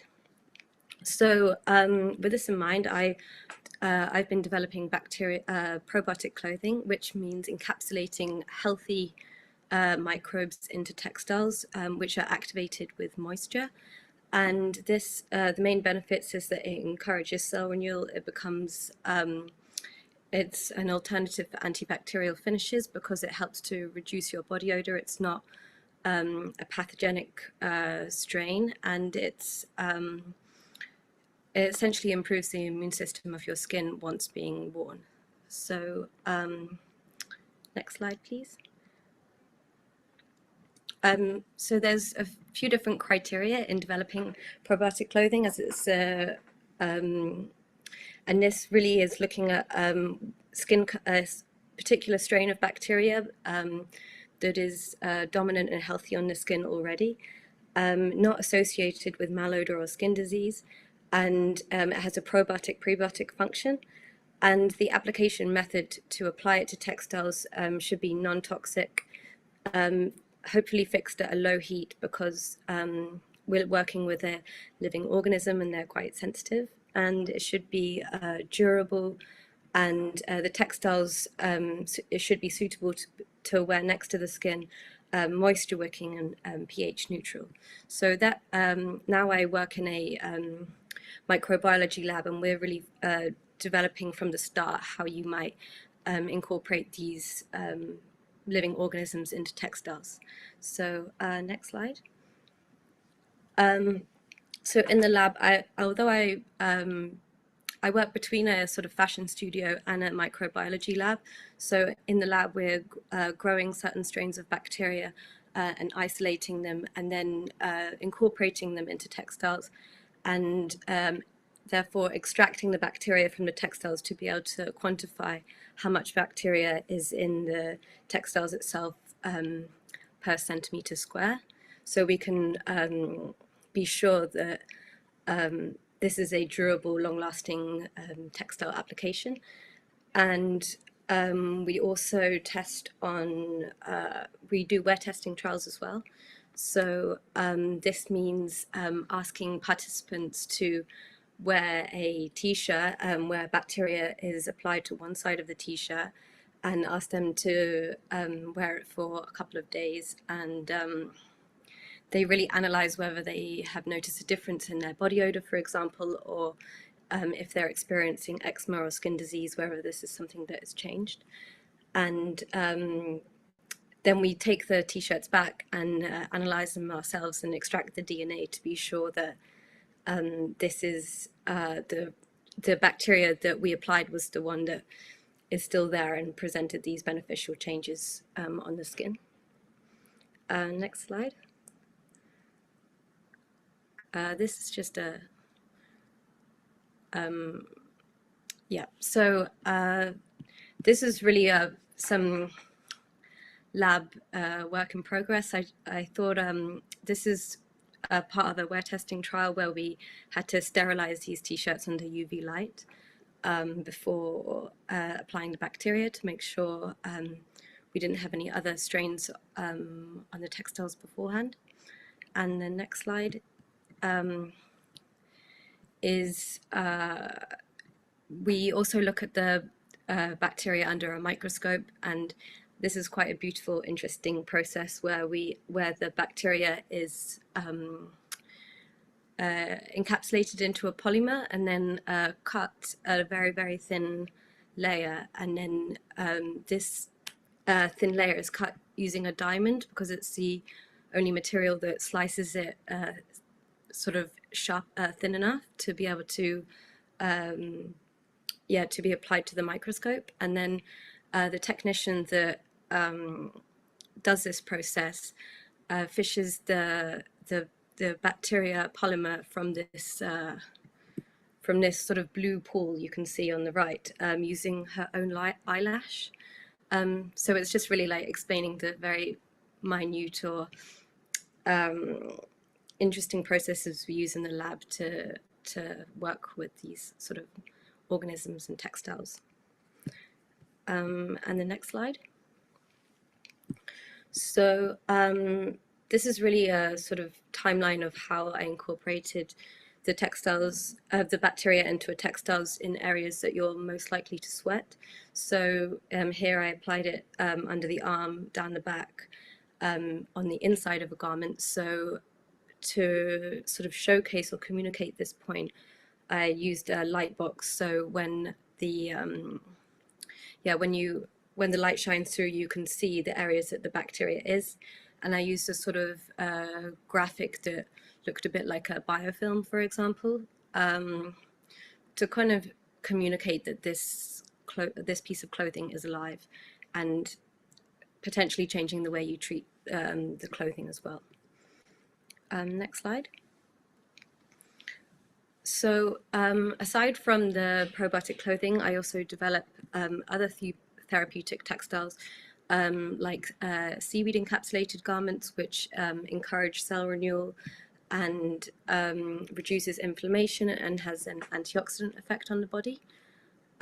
Next slide. And vitamin E, which also has antioxidant capacity, relieves UV damage and helps encourages cell renewal. And the next slide.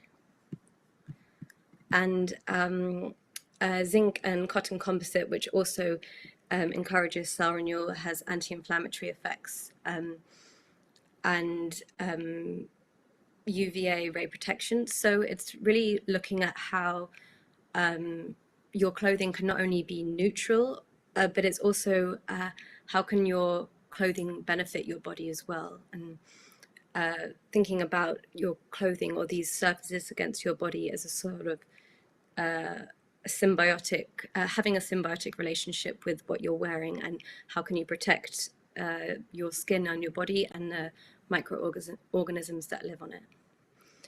And the next slide. So this is an example of one of the garments I developed using seaweed encapsulated fabric, and this was exhibited at a virtual exhibition I co-curated called Surface Tension. Could you go to the next slide? And so Surface Tension is a virtual exhibition exploring the positive impact of materials on the body, and this was a collaboration with Wilson Oriema, and we were sort of exploring what already exists, that's already out there, that has a positive impact on the body, rather than maybe there being so much focus on developing new materials. Sometimes it's not about new, it's about how can we utilize what's already there.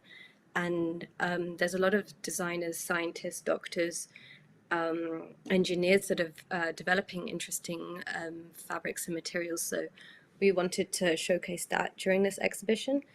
And a lot of these materials, well, some of them already exist and you can buy them.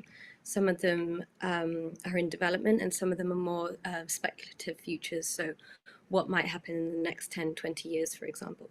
So I'll talk you through a few of my favorite ones.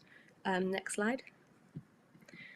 So the mechanical counter pressure glove was designed by Final Frontier Design, and they were looking at developing a glove that compresses the skin at a pressure necessary for cardiovascular function.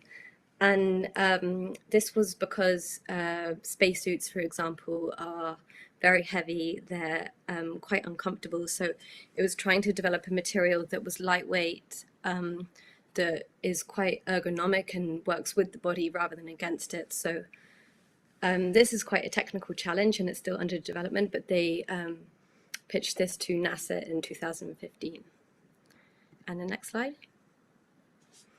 And this is the biomimetic collar by Dr. Luke Hale, and he looks at 3D scanning and 3D printing as a solution or an alternative for current casts that are used in the medical industry. So he used an algorithm that was mimicked the structure of bone, so making it more porous, lightweight and comfortable for the body, and looking at how these sort of digital workflows can that sort of work with how with the body could be a solution for future health and therapeutic applications.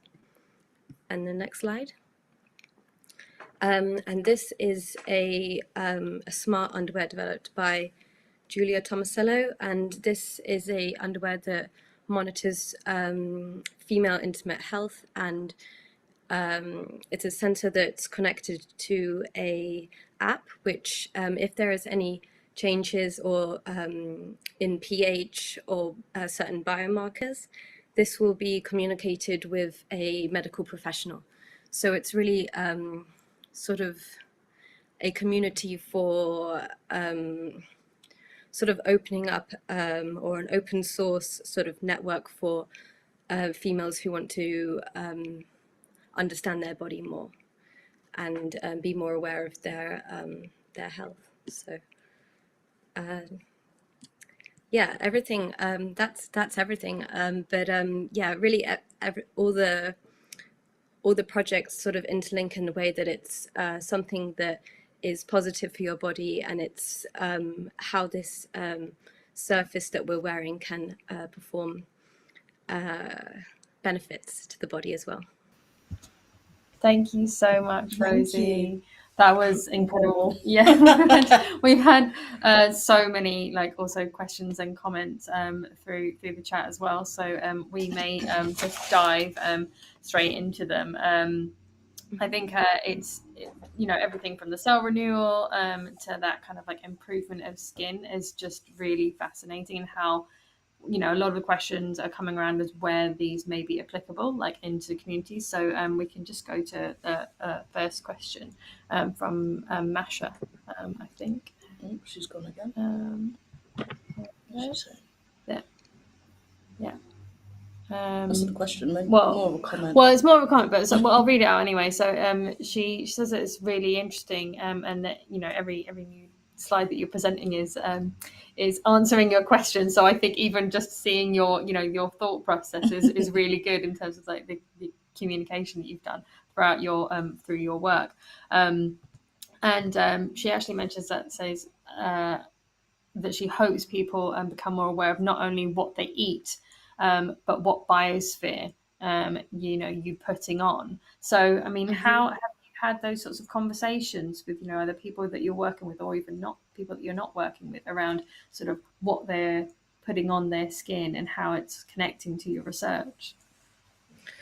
Well, yeah, I always think that there's been the sort of wellness culture, for example. People are very more concerned about what they're putting in their body. So the food that focusing on maybe organic food, for example, of what chemicals are on their fruit and vegetables. And also I think cosmetics, there's been, in terms of probiotic therapy, this is really something that's expanded in the cosmetics market. So I guess in terms of people understanding their skin and what they're putting on their body, that's definitely expanding, and I think clothing definitely is the next step for that. Being aware that what you're wearing or what you're putting next to your skin does influence your body, and generally the environment around you may influence your body. So yeah, definitely noticed a change a change in this. And also even in the last 5 years that I've been working on this project, even like an understanding of what the skin microbiome actually is. I think maybe before it wasn't really something talked about or known, but I think that is something that is becoming more aware or more public. So it makes things easier. Yeah.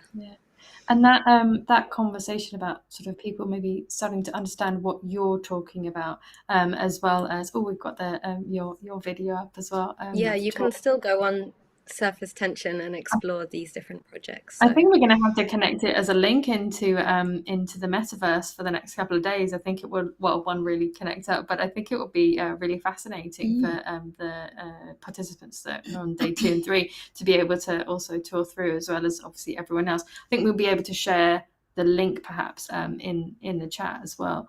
But so thinking about that kind of common conversation, not only are you working with something which is very microscopic, skin surface level, also working with the actual putting of the garments together as well. And I'm thinking in scales of the physical tools that you're using, which I think for makers and designers, like we're all very connected to these different tools, but also just the kind of terminology and the conversation that you're having, which may change because I don't know actually if you're putting the garments together yourself, but even just that conversation of what machine you may use, which may then affect the areas of where you have placed or you've allocated the microbes to be, that bacteria to be. I think that's really fascinating, this kind of scale change that you're going through. It feels like, I imagine, on a daily basis.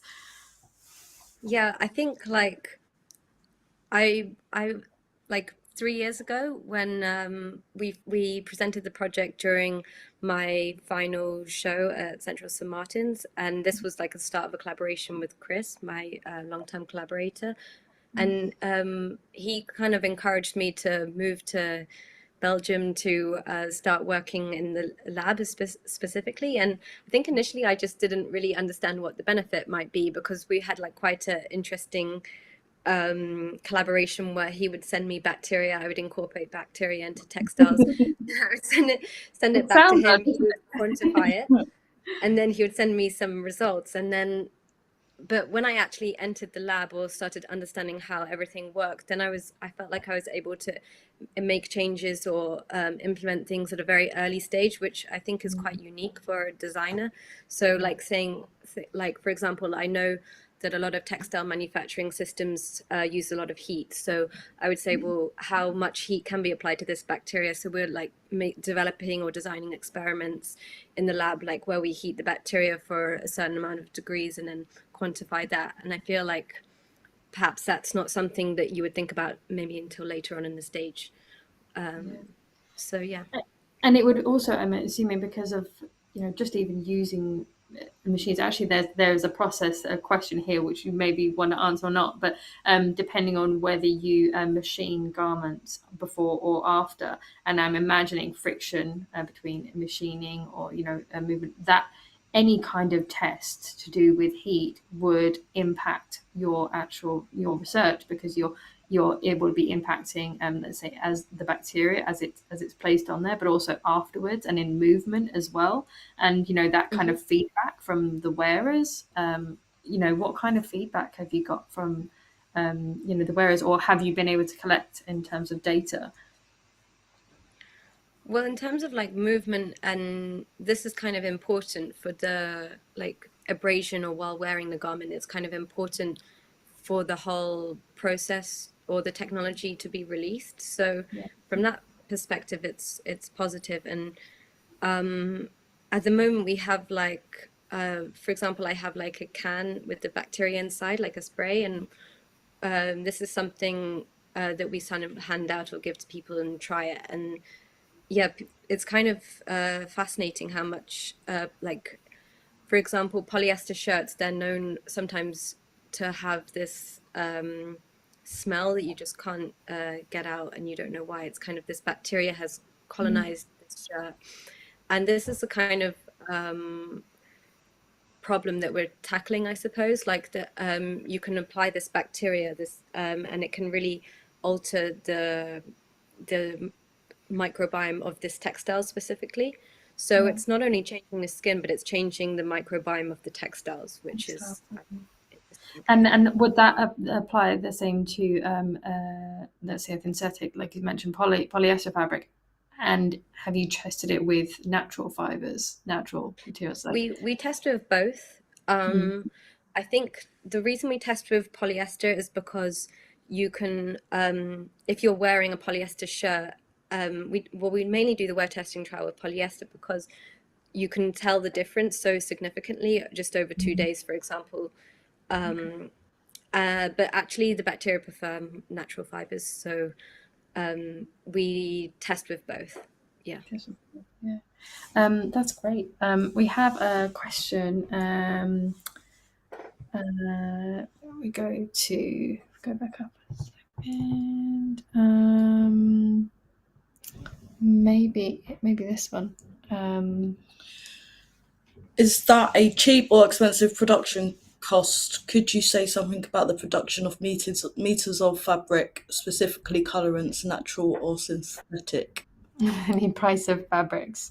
So I guess it's much more this is actually more of in the scale of production phase. Like, is it something that you're looking to scale up, and have you thought about that within your research, how that might scale? Yeah, this is what we're looking at right now, and in terms of scalability or commercialization, because it's very applied scientific project, so we want to make sure that people can benefit from this. In terms of exact price per meter, I don't have that information exactly yet, but I think what's nice and interesting is that there's a lot of focus in terms of responsible production methods. Manufacturers are really focusing on like reducing heat or developing bio-based technology that can be cured at room temperature, for example. So this is quite promising for the future of this technology, I think, because it wouldn't really make sense to use this and use like a very synthetic or solvent-based process. So the industry is kind of moving with us in terms of that, which is positive. But that's really positive. It's really good to know that it's sort of moving with it. And there's another question about communities, I think, which is further up. The from part that one. Yeah, this one. Yeah. Which communities is this best suited for? When do you think these ideas will go from speculative to impactful? Are we talking years, decades? And another question add-on, what do you think the role of speculative design is? Okay, well, firstly, I don't really consider this a speculative project. It's something that we're implementing now. It's more of a research and development. It's not commercial, but it's not like a fiction, for example. It's very much something we're developing for application in the next 5 years, for example. And however, like, I think the role of speculative design is very important because it's about questioning the implications of certain technology or what might be the positive or negative impact of them. So that's something that we looked into or presented as part of surface tension. But with my research, it's for it's to be scaled and to be commercialized ultimately. Yeah.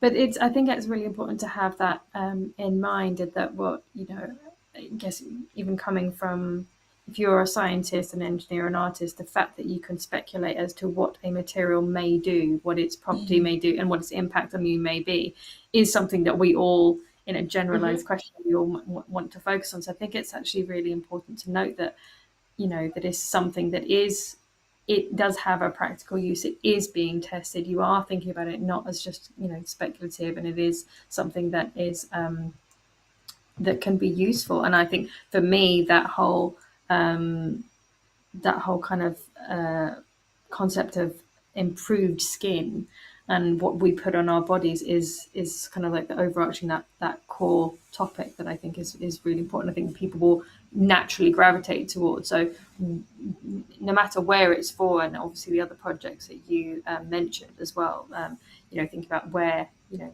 the different placement of these kind of newer technologies may be. I think that's actually really important to showcase now, because they will be coming in, and will be nice to have that understanding, you know, earlier on as a technology develops. There's also I think that's the benefit of collaborating with people outside your field.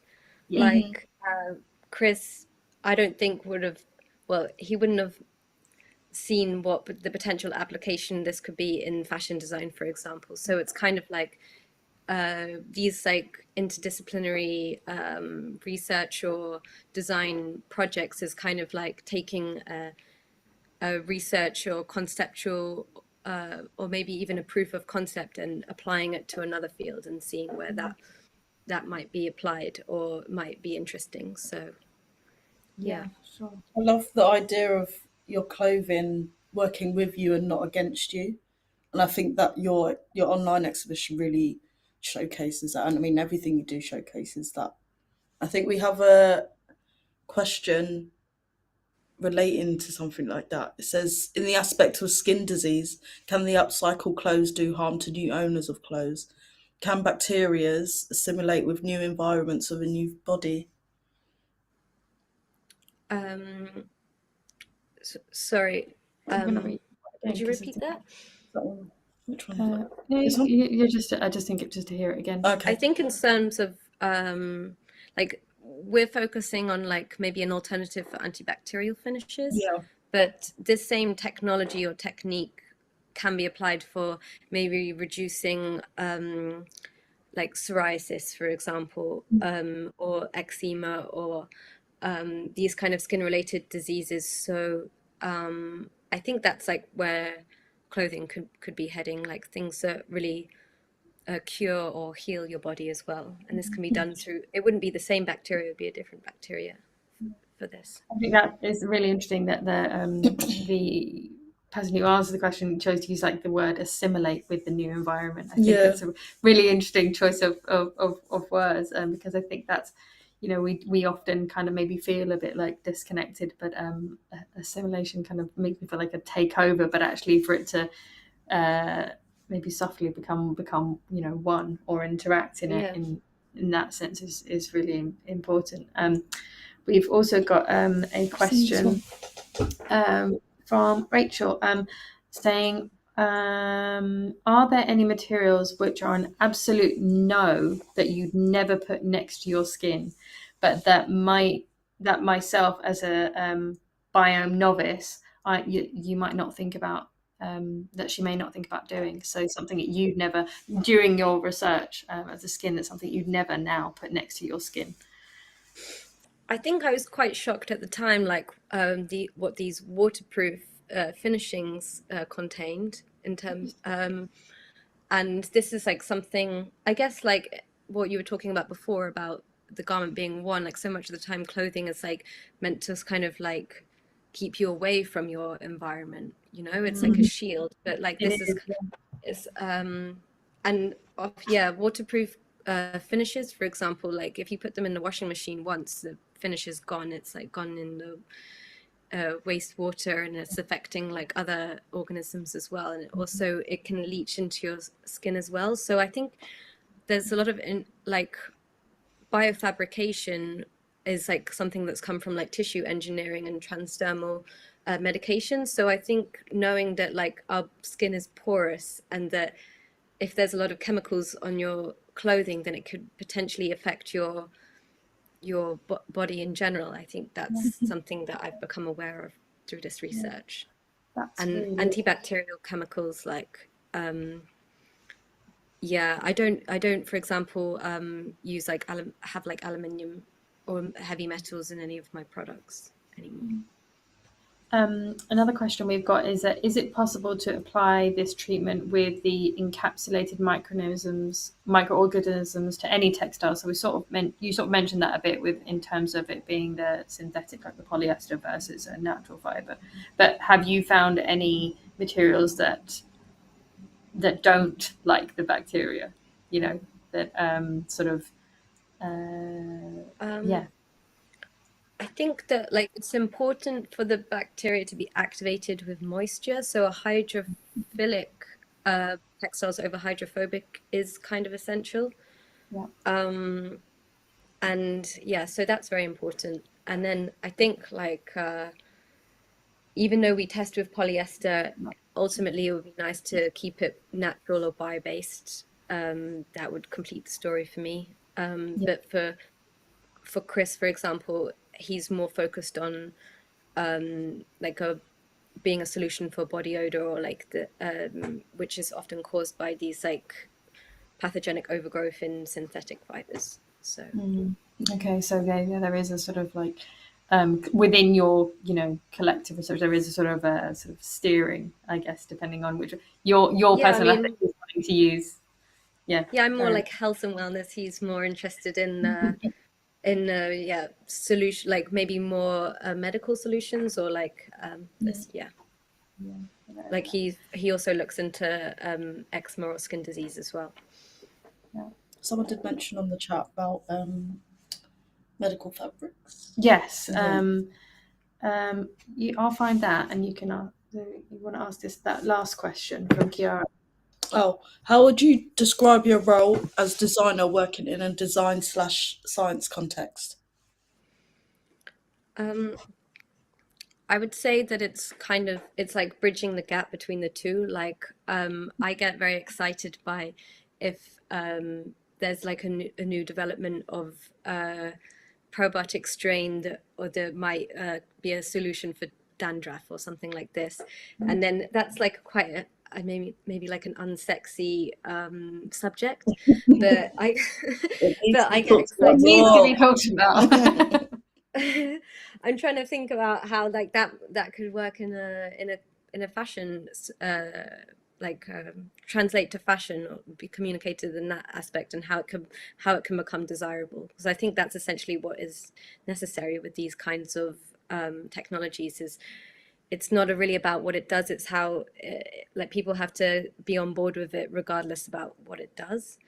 And yeah, so making communicating or visually communicating a more bio-based solution for clothing. Yeah. I couldn't find that question that went around medical questions around medical textiles, but I did find one which says, do you think we can arrive to a point where we won't need physical clothes anymore? And I wonder if that's about virtual clothes, or wondering if you could just with the bacteria, if it will be like a kind of microbes that you would grow. I'm wondering. I'm wondering in the future. Oh, I don't know. It's possible. Though. There is. Well, I guess we're using bacteria now to develop materials. Yeah, exactly.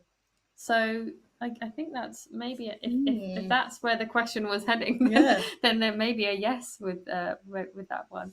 Do you want to do that last question there? Yeah. Could this technology be expanded as a way to reduce the need for washing the clothing so frequently? Yeah, that's another hopefully more sustainable or responsible benefit. So if you can wash your garment once a week instead of every day, then that's definitely going to have an impact.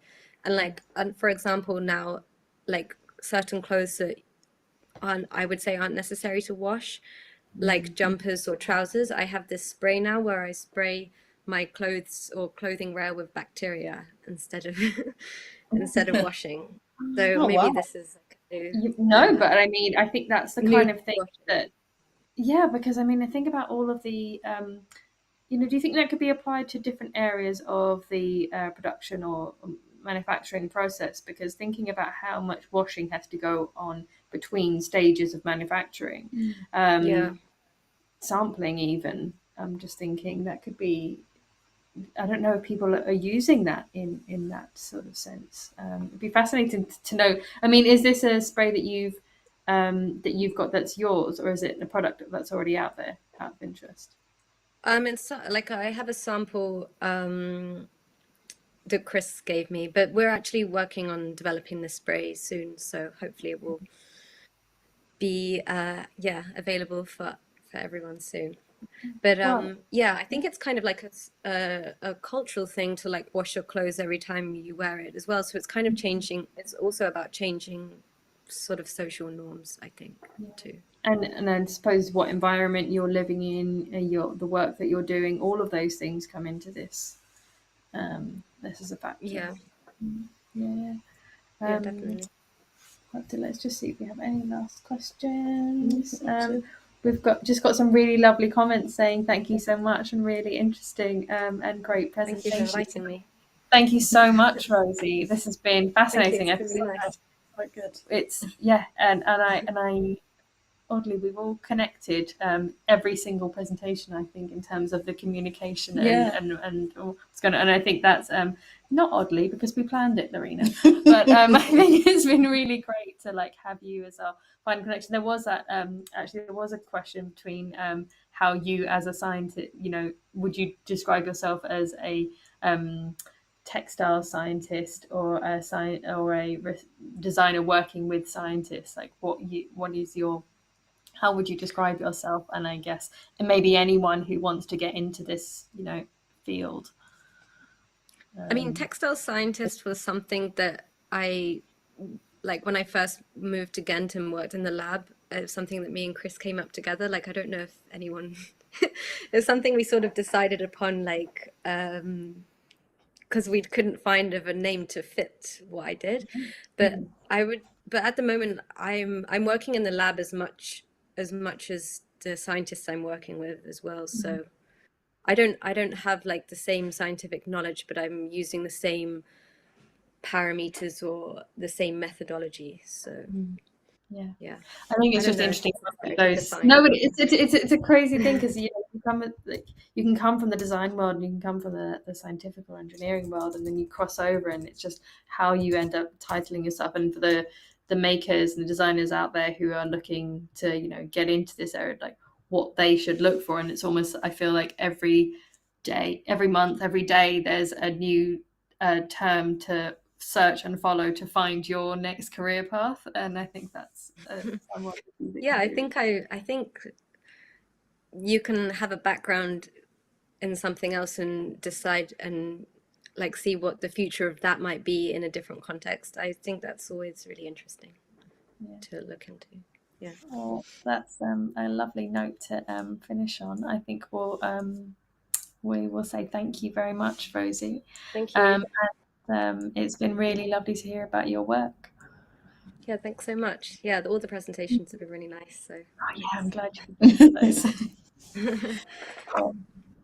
We will say thank you to everyone for joining. And I don't know if anyone from the British Council team wants to come back in. Of course. Of course. And that's great. Thank you so much, Zoe. Thank you so much, Lorraine. And thank you so much to all our guests today. That was mind-blowing, I have to say. And following the comments and feedback from the YouTube chat, we can all agree on a bright future we have ahead, and especially with such brilliant minds we had among us in terms of materials, innovative processes, and working with communities. So yeah, we're really blessed to have these professionals with us, and great moderation from you both. So that's a pleasure from your hand. So just to let our lovely selected candidates that will take part in the last two parts and the last 2 days of the Sustainable Makers Assembly that will gather all together on our metaverse tomorrow and Wednesday to go deeper in the practice of circular cultures, circular design, and sustainable fashion. Meanwhile, you can comment everything on our social networks, of course, and to keep posted on our news and activities on our website, www.britishcouncil.es. Nothing more from my side. What about you, girls? No, I think just rest of your day. Do some research. Thank you so much. Take care, everyone. Take care. Bye.